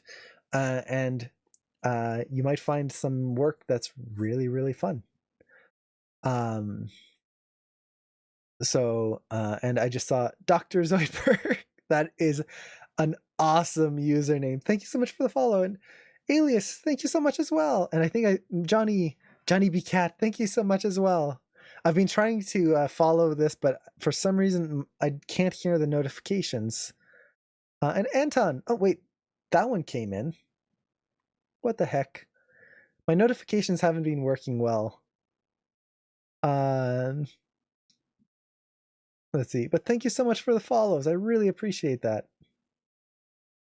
You inspired me to pursue things further. Oh, my pleasure. And if ever you have questions at any point, feel free to ask. That is what these streams are all about. The reason I stream is so that I can help people with their animations or with their, like, give them a resource to actually talk to someone about all of this stuff, because it is tough. And there are points that are just, you never know what's going to happen. And if I can kind of share something that I've gone through and it can help someone, then at least what I've gone through will be more beneficial, and I didn't have to just do it for nothing, I guess you could say. So to catch up with the chat, what is the my equivalent? I don't know what the my equivalent is, but I tend to add those lines with shape keys. Yes, so Maya has blend keys, which why do I always forget? I will say most of my Maya knowledge in terms of modeling and stuff comes from older versions, so I always forget where they put new things. Shape editor right here. So you would add basically it's like shape keys, blend shapes in there, and you could add the little squeezes in there. The problem with that is that you're limited to what you can get away with the geometry. With normal maps, you could add like the really tight wrinkles and then key that coming in and out and really get the like all the fine lines in there. So I would actually use a mixture of both personally. But that's going to be a demo for another time, which I should do because I don't think I do that enough, actually. Let's see. Oh, question. I'm in AM. My first meeting is tomorrow. Ooh, congrats. And I asked for one mentor. Wasn't enough people, so I was put in another class. Okay. Will I get to choose a different mentor each term, or is it the same one? It's a different mentor each term, which I definitely recommend. So sometimes, let's say you're in class 1 right now, when you go to class 2, you'll sign up for a new mentor. And that mentor, maybe the mentor you're taking right now, is next term teaching in class 2. They switch classes. Sometimes mentors like to switch things up so that they're not always teaching the same thing over and over and over. I would typically recommend switching mentors each time, because part of Animation Mentor that is very helpful is learning from different people and experiencing different workflows, experiencing different mindsets of animation. Just learning from one person over and over, even if they are fantastic, will limit you in the end, because even, for example, if you're listening to me, that's great. Hopefully I'm giving you some good advice. But look up other animation streamers. Sir Wade is a great one. Check him out. Because he might have experience that I don't have. He might have done things or seen things or tried something that I haven't that works even better than maybe something I suggest. And with Animation Mentor, that's what you're getting, is you're getting all of these different experiences that you can build off of and make your own new experience from, which really pushes you much further later. So highly recommend that. I feel bad for watching a free lecture. Oh, do you mean on the stream? Oh, don't feel bad. This is for everyone. Like these talks and everything, it is for everyone. The reason I do this is because I was helped a lot when I was a student, and if I can help someone along the way, even if you don't join an animation school, so for example, if you don't join Animation Mentor, you still deserve help. Not everyone can afford to go to an animation school or may not want to, and it doesn't mean that you deserve any less help because of it. So for me, if I can help someone in some way, great. And if you're an animation mentor and I can help you even more because you're in the classes already and you're in my extra Q&As and stuff, well, even better. Yeah, never feel bad about listening in. And for anyone who's not participating in the chat and just lurking in the background, that is perfectly fine. I've heard some streamers that I've kind of watched before kind of complain about lurkers because technically, and this is just a little bit of Twitch analytics, one of the things that gets your stream bumped up is how many people are chatting in the chat and the ratio of that. So if no one's chatting or just lurking, it doesn't help them and then they get angry at them. For me, if you're lurking, do so. Do it with honor and with pride and feel free to stay silent. You do not ever have to say anything in this chat. Don't feel pressured to do so. These streams are here to help you, and if it helps just to listen to it in the background as you're doing something else and you're not a fan of typing, do not feel bad about it. Enjoy it. Enjoy the stream. I hope it's fun. I hope you're getting something out of it. And that's it. And even don't feel like you guys have to follow. I know a lot of you guys subscribe, which I am super appreciative for. Like, any subscription to me is like, it blows my mind that someone would want to pay for me to talk, like to listen. And it's like, you don't know how thankful I am for that. But do not feel pressured to do any of that. All of this stuff here is for you. Take it and don't feel like you have to give anything back. If anything, what I would actually recommend, or what I would ask, is that later on when you guys get into a career and whatnot, share the tips, like pay it forward. Give it to the next generation. Give it to that kid who is struggling and doesn't know if they want to go into animation or not, or, oh man, I'm struggling so much. I can't pose the face. How do I do that? Share the tips. That would be that to me would be the best payment and the best, like, I've succeeded kind of thing, is if somehow it helped people down the line. And Johnny B. Cat, hello. Oh, that's odd that you had to refresh, but welcome. I'll keep your chat. Looks good. Thank you. We're stalkers who like to learn. Yes. If you decide to chat, however, don't fear, we won't bite. Yeah, probably. So let's see. So let's finish this face here. I kind of did the whole face pose without talking about it. I'm actually going to do another facial demo at another time. But for now, the big thing I'm trying to do is just make something that kind of feels appealing, pushing the line of action of the face, pushing the contrapposto of it, the contrast. And let's see how it looks from a distance. It's not bad.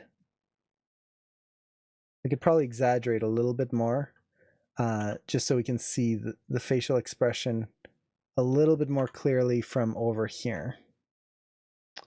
Now, the other thing I'm going to do is I'm actually going to turn on anti-aliasing so it smooths out the lines. And maybe, let's give this a try. I'm going to, from this distance, it's hard to see the eyes, the white of the eyes specifically. So I'm going to try and turn down the pupil size just a little bit. Or sorry, not pupil, iris. Yeah, just a little.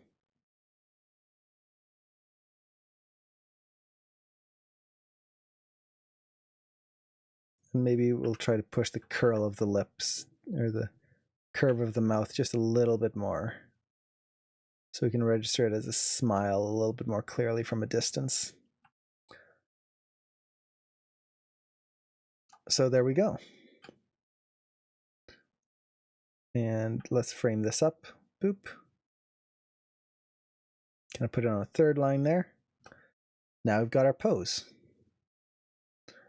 So I actually forgot to set a key on the face, so it's actually going to pose on all of the poses here.